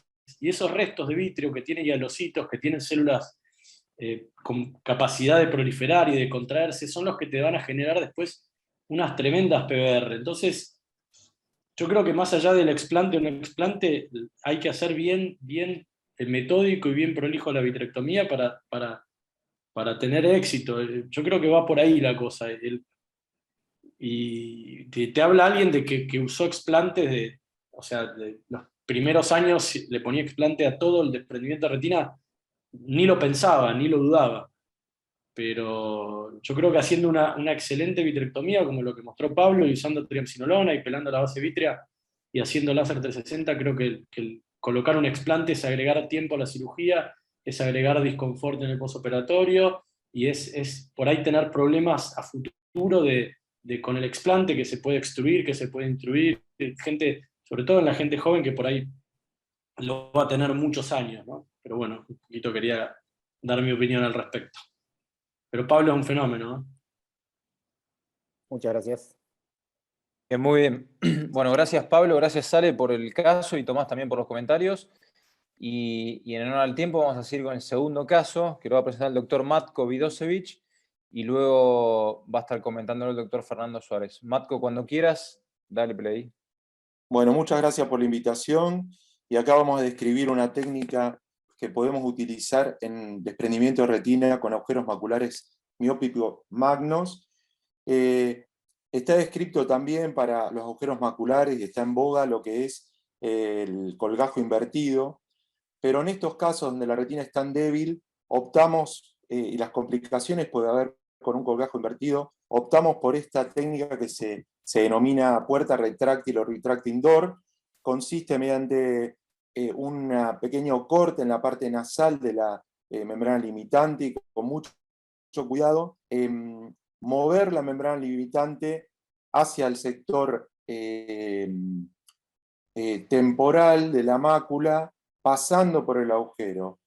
Esto queda parcialmente adherido y después actúa como una bisagra, ¿no? El efecto que hace es que una vez que logramos tensarlo y poder liberar las tracciones que han fomentado al agujero macular, proporciona un andamio diferente para que este paciente pueda solucionar, y una técnica interesante para poder resolver estos cuadros. Hacemos una retinectomía pequeña y extraemos el líquido subretinal a través de ella, y para luego después absorber el remanente de líquido que puede quedar delante de la retina, que es pequeño, y vamos a ver cómo se acomoda el colgajo que quedó anclado en la parte temporal. No sé si lo pueden apreciar bien. Y creemos que esta técnica evita posibles efectos perjudiciales con respecto a la arquitectura retinal y conserva el ILM. Acá vemos colocando una burbuja, y a la semana, una burbuja de gas, lógico, ¿no? SF6, y a la semana vemos cómo la retina está aplicada y cómo tenemos un éxito interesante en el resultado anatómico. Así que, bueno, quería compartir esto con ustedes. Muchas gracias. Bueno, si quieren hablar un poco, es interesante, en estos casos tan complejos que son los desprendimientos de retina por un agujero macular en miopes magnos, la técnica del colgajo invertido, que se ha descrito con éxito para reparación primaria de estos agujeros maculares miópicos, también es un desafío técnico, ¿no? Debido al estafiloma posterior frecuente, también es muy frágil en estos pacientes la ILM, lo difícil que es movilizar eso, y después, lógicamente, en el flap invertido, las complicaciones que puede haber para recolocarlo, ¿no? Porque sabemos que no es difícil anclarlo, y cuando hacemos el intercambio con aire, o colocar perfluor o viscoelástico. Así que considero que para estos casos, esta descripción de esta técnica es una opción interesante para resolverlo. Esta fue la primera que hice, todavía no hice otra más. No es fácil, pero tampoco es fácil sacar la membrana limitante con un DR en un paciente con Matko, ¿no? Sí. a ver si entendí bien. Acá lo que haces es pelás toda la limitante desde nasal. Asa temporal. Todo en bloque. Todo en bloque, pero dejás anclado en la parte temporal. O sea, esto es la ventaja que tiene. Hace es que bisagra del lado temporal.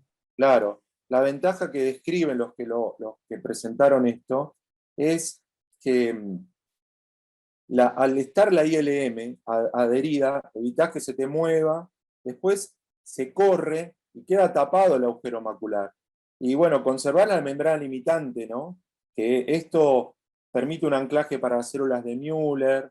Hay todo un desarrollo de por qué dejar la limitante, y por eso el colgajo, ¿no? En los agujeros maculares comunes también.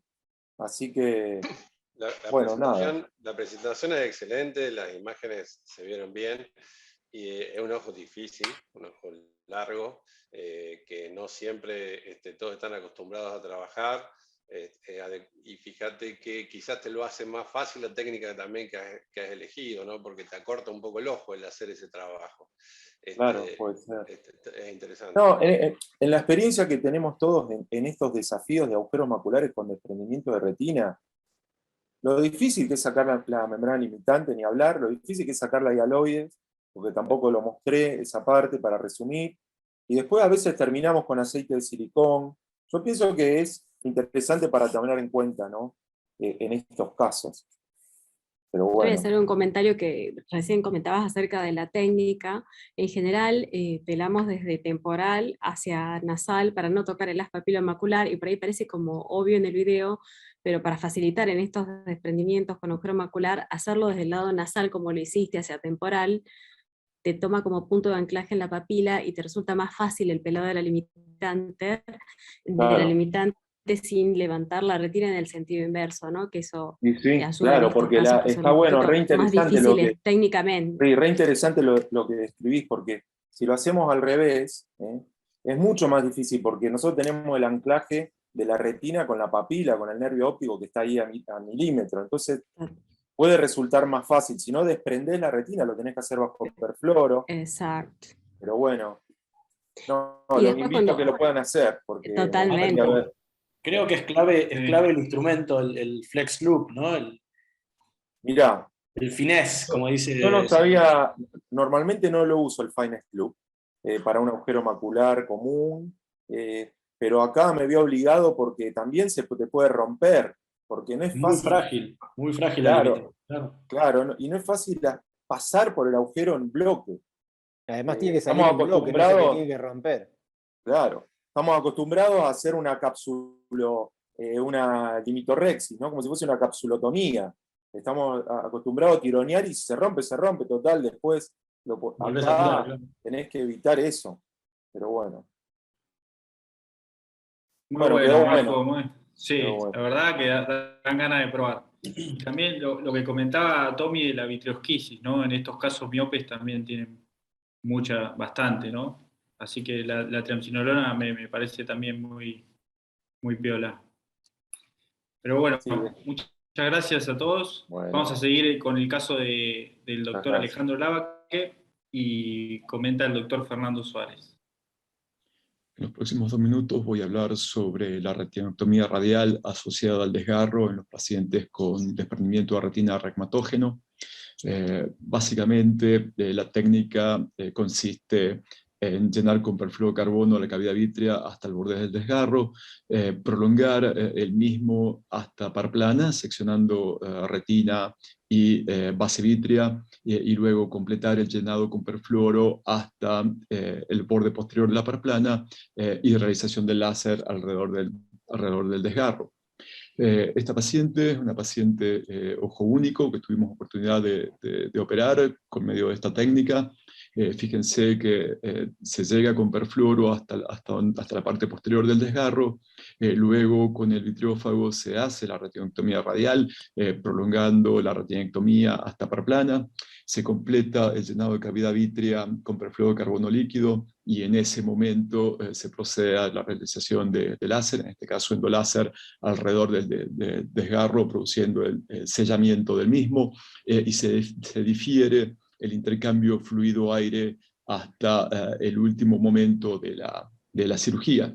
Esta técnica creemos que tiene algunas ventajas. Estas serían que por medio de la retinectomía radial lo que logramos es una relajación no solo de la retina, sino también de la base vítrea, y tenemos la oportunidad de dejar el intercambio fluido-aire hasta como último paso de la cirugía, y de esta manera evitar las dificultades de observación que pueden presentarse en algunos pacientes por la presencia del aire en la cavidad vítrea.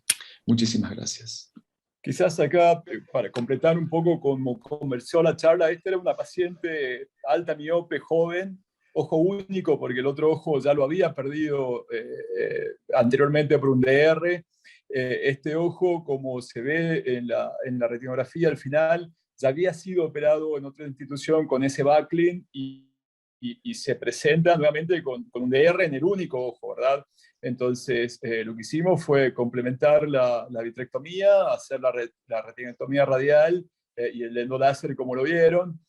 Hoy ya la paciente lleva unos 6 a 8 meses del postoperatorio y tiene una visión de 20/40 con la que se maneja perfectamente bien, tiene capacidad de lectura y sigue trabajando con normalidad. Ahí en ese caso creo que el backlink ayudó, ya lo traía previamente, no lo puse yo, pero creo que fue de utilidad.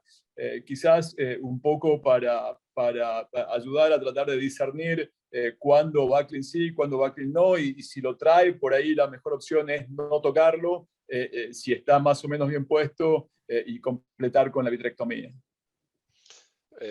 Alejandro, en la presentación excelente, el caso es interesante y lo que acotaste al final también. Era un caso complejo, una paciente que ya había perdido un ojo, ya tenías el diario del lunes y tomaste una sabia decisión. Importantísimo en ese caso respetar el backlink que tenía y esa honestamente no he tenido la oportunidad de hacer esa técnica tuya de irte bien en periférica con el vitrectomo, pero me imagino que te relaja mucho más la periferia, la base del vitrio, te obliga aparte de hacer una muy buena vitrectomía, porque también te obliga, y me parece adecuada. El hecho de no estar utilizando el aire o utilizar el aire en etapas muy tardías ahorra minutos, ahorra molestias y creo que es interesantísimo. No parece muy complejo como técnica y creo que es repetible, así que posiblemente sea algo que se empiece a hacer. Yo creo que ahí te ayuda mucho el backing también. Y bueno, en tus manos esa paciente va a seguir viendo, Dios quiera, con ese ojo y a seguir cuidándolo. ¿Le dejaste con, perdón, al final, ¿le dejaste con gas? Quedó con aceite. Con aceite, perdón. Quedó con aceite, ya la paciente está sin aceite y el 20/40 ya es luego de la extracción del aceite. Bien. Excelente caso, Alejandro. Gracias, Fer. ¿Alguien ha hecho esta técnica antes? No, me resulta interesante, Ale, y te quería preguntar, el tema, cuando vos mencionás que la retinotomía radial relaja, ¿lo haces pensando en una futura PBR o lo haces pensando en el estado de la retina en ese momento? Y si lo haces pensando en una futura PBR, ampliar un poquito más la exposición de la retina podría en alguna medida incrementar la PBR. Yo no sé si el razonamiento de la retinotomía, yo no lo hice nunca, va por ese lado, por el lado de la PBR o no, o es simplemente por la retina y por el estado actual en el momento de la cirugía. Sí, esta paciente no tenía ningún signo relacionado con PBR, o sea que esta técnica no es pensado como tratamiento o como relajación de la retina en un contexto de acortamiento por PBR, sino más tiene que ver como asegurarse en seccionar la base vítrea, porque por más bonito que se vea el shading de la base, también sabemos que en muchos casos a esa altura hay una fusión de la base con la retina, o sea que por más cuidadoso que seamos, seguramente va a quedar vitrio porque los estudios histológicos muestran que a esa altura las fibras de la base están metidas dentro de la retina, o sea que la única forma de llevarse todo el vitrio, por lo menos en la zona del desgarro, es haciendo una retinectomía que no solamente secciona la retina, sino también secciona la base vitreal. Y creo que la relajación viene por el lado de que la base vitrea queda dividida en dos, porque realmente uno está llegando hasta par plana arriba. Como comentó Pablo en su primer caso, esto permite no hacer el intercambio fluido-aire con la técnica del sándwich para sacar esa dona de líquido que queda por arriba del desgarro, sino que como completaste el desgarro hasta par plana, puedes subir con el perfluoro y obtienes una retina completamente sin fluido subretiniano que permite hacer el láser con mucha facilidad y bajo muy buena visualización. Y el intercambio fluido-aire lo dejas recién al último, ya cuando la cirugía ha terminado, simplemente para dejar tu endotamponador de preferencia, ya sea gas o silicón, dependiendo lo amerite el caso o lo hayas charlado previamente con la paciente. ¿Y lo acompañás de un cerclaje láser 360 en estos casos? No, 360, creo que en este caso particular no lo creí necesario porque ya tenía un backlink previo en 360 grados. Quizás si no hubiera tenido el backlink previo, sí hubiera hecho láser en 360. Y bueno, pero como lo traía, me pareció oportuno ya conservarlo y aprovecharlo en la manera que se lo hizo. Sí tenía, incluso posterior al backlink, en la última retinografía se ve posterior al backlink había patología, que ya el backlink, la orientación del backlink no la alcanzaba, pero sí se hizo láser alrededor de todas esas zonas sospechosas. Ale, ¿puedo comentar algo? Pero tiempo? claro, Tomás, por supuesto. Sí. Me gusta la idea. Me parece por ahí más... depende también la altura que esté la rotura o el desgarro, ¿no? Si es un desgarro más bien periférico, una base vítrea, esas bases vítreas de inserción bien periférica, tiene su lógica lo que haces. Porque claro, la base vítrea no la vamos a despegar jamás, y vos podés pelarla, podés pasar con el vitrectomo a milímetros o micrones, pero siempre va a quedar algo de vítreo, y ese vítreo se te llega a contraer y te puede generar un redesprendimiento. O sea, tiene lógica lo que mostraste. No sé si lo haría en una rotura, en un desgarro posterior. Viste que hay inserciones de base vítrea muy posteriores, y ahí tendrías que comer mucha retina. Sí, estoy de acuerdo con vos, Tomás. Si el desgarro es posterior, claro que no, porque sería una retinectomía larguísima. Yo creo que eso Claro. sí sería causar más daño, digamos, ¿no? Claro. Y después otra cosa, es muy bueno lo de dejar la intercambio fluido-aire para lo último. Todos sabemos que con el intercambio fluido-aire vamos a ver menos, sobre todo si es por ahí pseudofáquico y tiene una capsulotomía posterior, se te puede empañar el lente. Entonces, está bueno lo de subir el perfluoro hasta lo más que se pueda, pero incluso se puede hacer, aunque vos tengas un agujero, digamos que no sea muy periférico, y sin hacer la descarga, vos igual podés pasarte con el perfluoro. Uno puede pasarse con el perfluoro y fotocoagular todo el desgarro, rodear bien el desgarro antes de hacer el intercambio de fluido-aire. Y después cuando uno hace el intercambio, el líquido que te quedó periférico va a bajar y se te va a ir por el agujero. Pero siempre es un buen consejo sobre todo, bueno, para los que están empezando, de dejar el intercambio fluido-aire bien para el final, cuando ya hiciste todo el láser que tenías que hacer. Nada, consejo. Pero muy bueno y me pareció muy interesante, Ale. Gracias, Tomás, muy amable.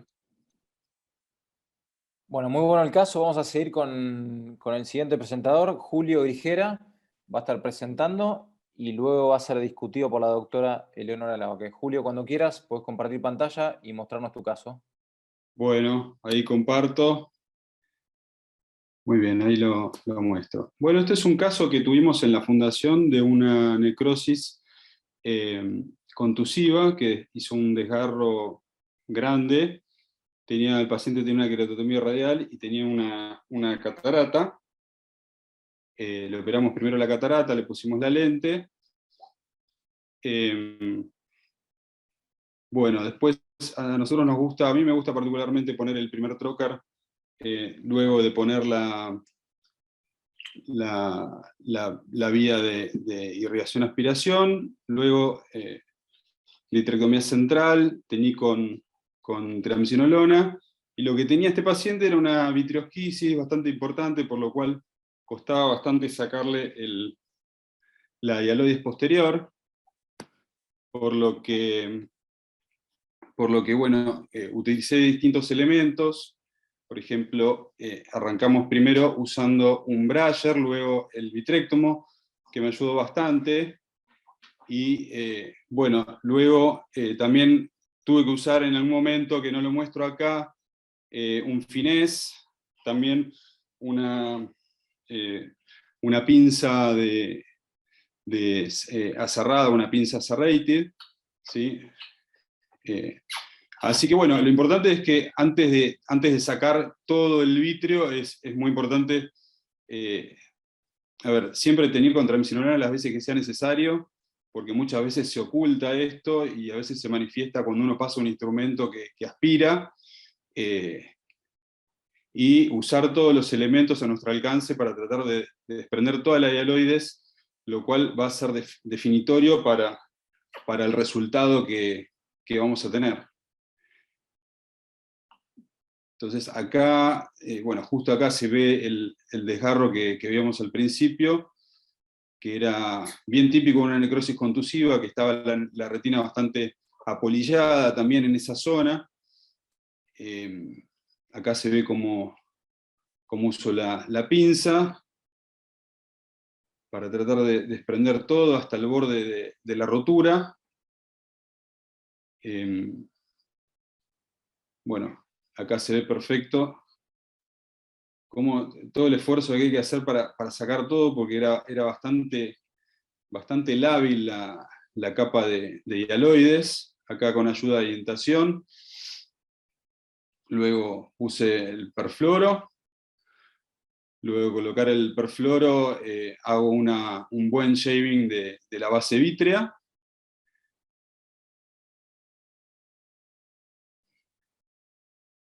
Ahí se ven otros agujeros que estaban al lado del desgarro principal. Hago el láser, no solamente, ahí muestro solamente el láser en el desgarro, pero hice láser 360 como solemos hacer. No puse explante, algunas veces pongo explante, pero en este caso me pareció que no era para nada necesario. Hago el intercambio fluido-aire y el paciente quedó con aceite. Y bueno, ahora va a aparecer la foto del posquirúrgico inmediato.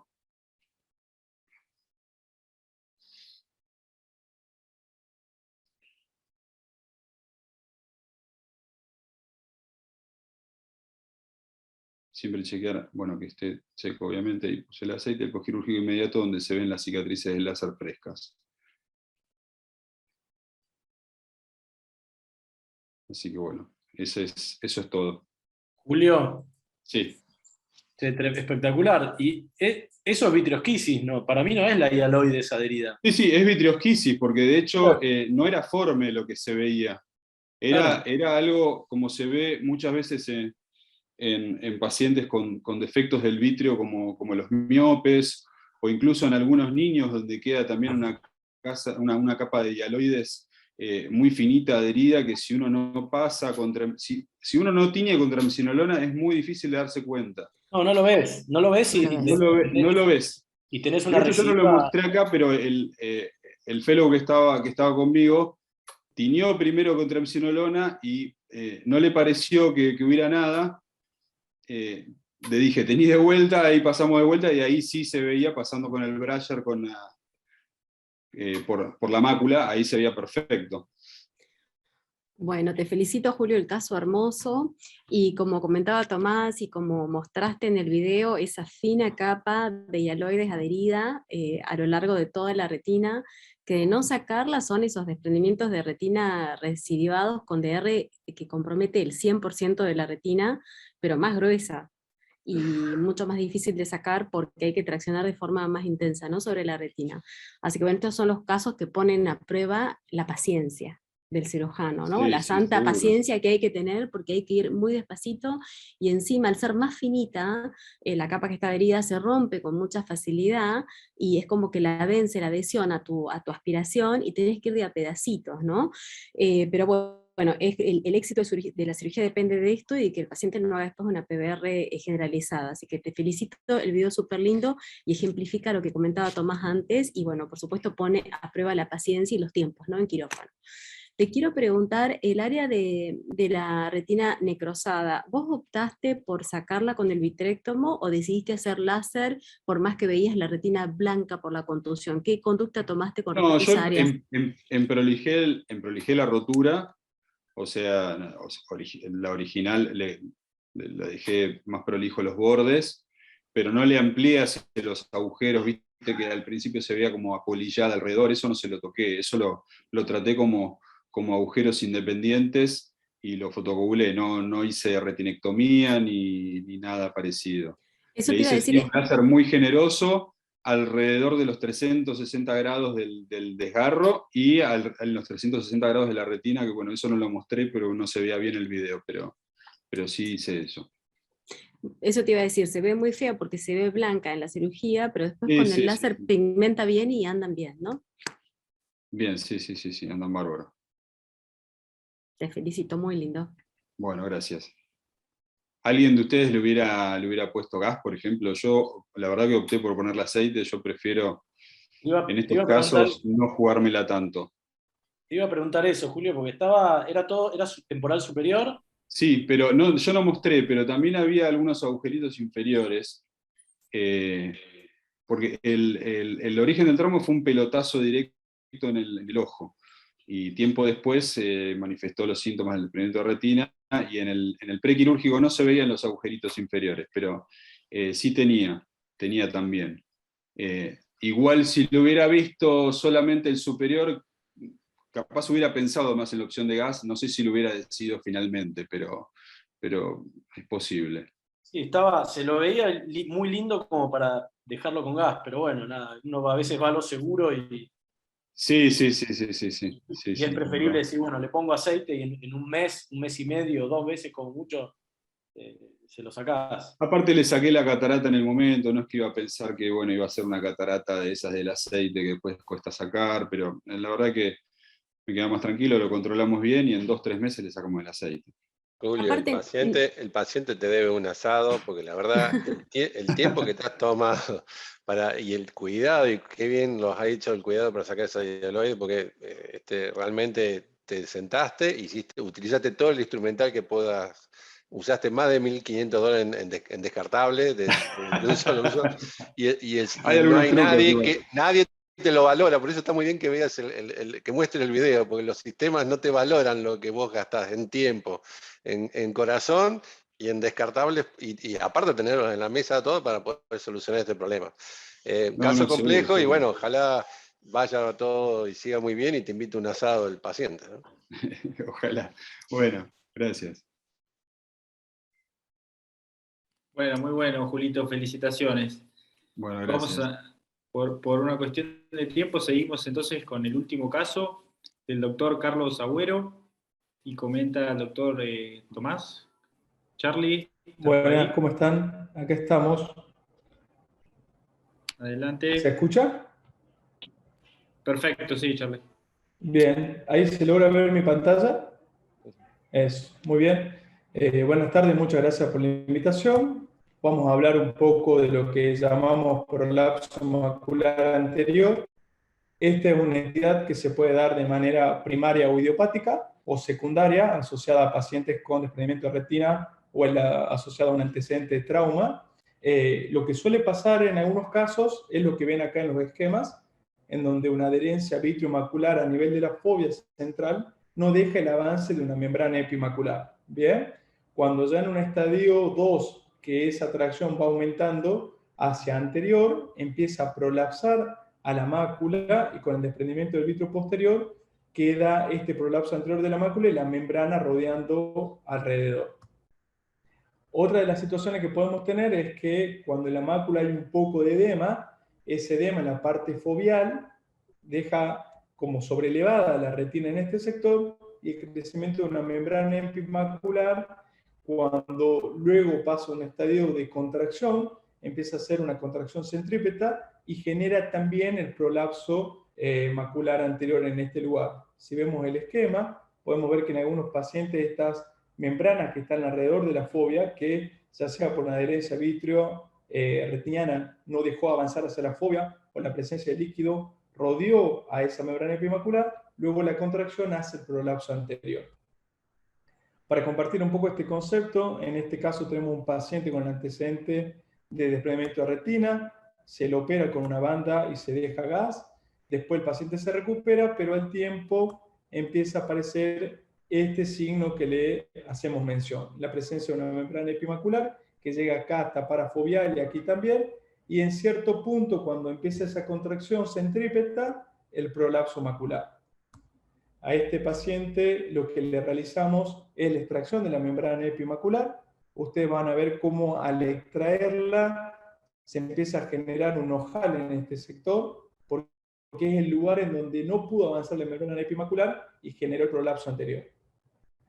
Está la membranita completamente extraída y después ya lo que nos toca hacer es la tinción con azul para sacar la membrana limitante interna.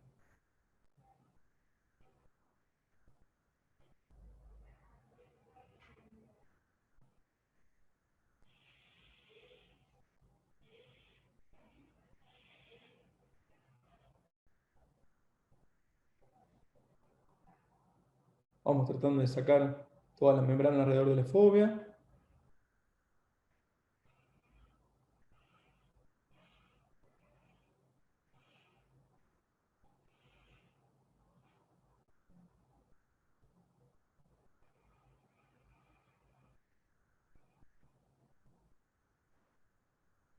Muy bien. Este es el postquirúrgico, este es el prequirúrgico del paciente, como para que ustedes vean la presencia de ese prolapso macular anterior. Acá pueden ver cómo en el postquirúrgico temprano la reestructuración de la retina va mejorando y ya pasadas 2 semanas de la cirugía, todo ese prolapso empieza a descender y a mejorar la silueta foveal, aunque todavía falta por resolverse porque han pasado solamente 3 semanas de la cirugía. Muchas gracias. Bueno, Carlos, muy bueno. No, aprendí algo, no sabía que se llamaba así a eso. Sí, es algo que lo veníamos viendo y Alejandro estuvo trabajando un poco en esto también para describirlo. Al comienzo lo habíamos visto en pacientes con trauma más que todo y también ahora lo vemos en algunos pacientes con desprendimiento de retina. Y yo La tengo membrana no termina de avanzar sobre esa zona foveal, ¿viste? Sí, yo tengo, lo he visto en algún que otro paciente mío con membranas. Me acuerdo de una membrana epimacular post-DR también, hizo el mismo patrón. Prolapsaba como pero hasta muy chiquitito, pero tenía como un pequeño prolapso. Y también la hizo al poco tiempo de la cirugía, lo operé inmediatamente y recuperó enseguida, porque vos mostraste recién a las 3 semanas ya estaba bárbaro. Sí. Y las membranas idiopáticas generalmente tardan mucho más en recuperar un perfil, digamos, aceptable. Y acá en 3 semanas ya se ve que llevaba poco tiempo. ¿Cuánto tiempo después de la cirugía del DR le operaste la membrana?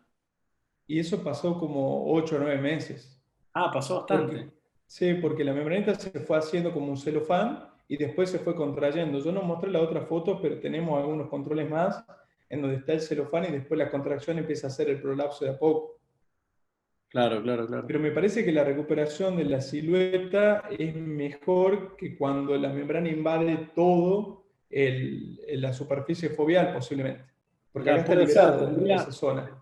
Tendría que revisar mis casos para atrás a ver si es así. Pero puede ser, tiene su lógica. ¿Y ese nombre lo pusieron ustedes con algo? Se llama así. Es que ya existe esto, ya escrito así tratado. Y está había mencionado visto. y todo, pero nosotros no veíamos bien el comportamiento de esta tracción, que lo hace como centrípeta, que le empieza a prolapsar. Claro, Y bueno. porque muchas veces cuando te derivan un paciente te dicen es para membrana epimacular y el paciente ya lo ve medio en quirófano con los CT y no lo vas reconociendo, pero cuando te toca el caso y le haces el seguimiento, o en tu caso que te pones a mirar para atrás, te das cuenta que todas las membranitas epimaculares no eran iguales. No, obviamente, y hay algunas que hasta cuando respetan en la fobia y tienen esa contracción más centrífuga que centrípeta, ahí es cuando por ahí te pueden hasta generar un agujero macular. Uno cree que el agujero macular solo lo genera la tracción del vítreo, y no es así. Una membrana con contracción centrífuga te puede generar un agujero macular también. Pero claro que sí, las tracciones estas tangenciales pueden ser bien agresivas también. Pero bueno. Lindo caso. Sí. Y ahí uniendo con el primer caso de Pablo Armendáriz, de la importancia de hacer un OCT en los desprendimientos de retina, ¿no? Obviamente los que tienen mácula ON los que tienen mácula on, y incluso con mácula off, si no tiene mucha bolsa, también intentar hacer un OCT. Porque por ahí uno ya ve un inicio de membrana epimacular y lo puede hacer en la misma cirugía o en la primera cirugía. Pero igual, muy bueno, Carlos. Y a la vez también le establece un control más periódico al paciente, ¿no? Con una frecuencia capaz que de cada 4 o 6 meses, y que no se desaparezca tan rápido. Entonces, si aparece un comportamiento extraño de la membrana, uno lo detecta a tiempo. Perfecto, excelente. Bueno, muchísimas gracias, ¿eh? Bueno, muchísimas gracias a todos por la participación y los casos súper interesantes. La verdad que aprendimos mucho, así que bueno, un placer que hayan participado todos. Nos vemos la próxima. Nos vemos. Gracias. Nos vemos. Gracias. Gracias.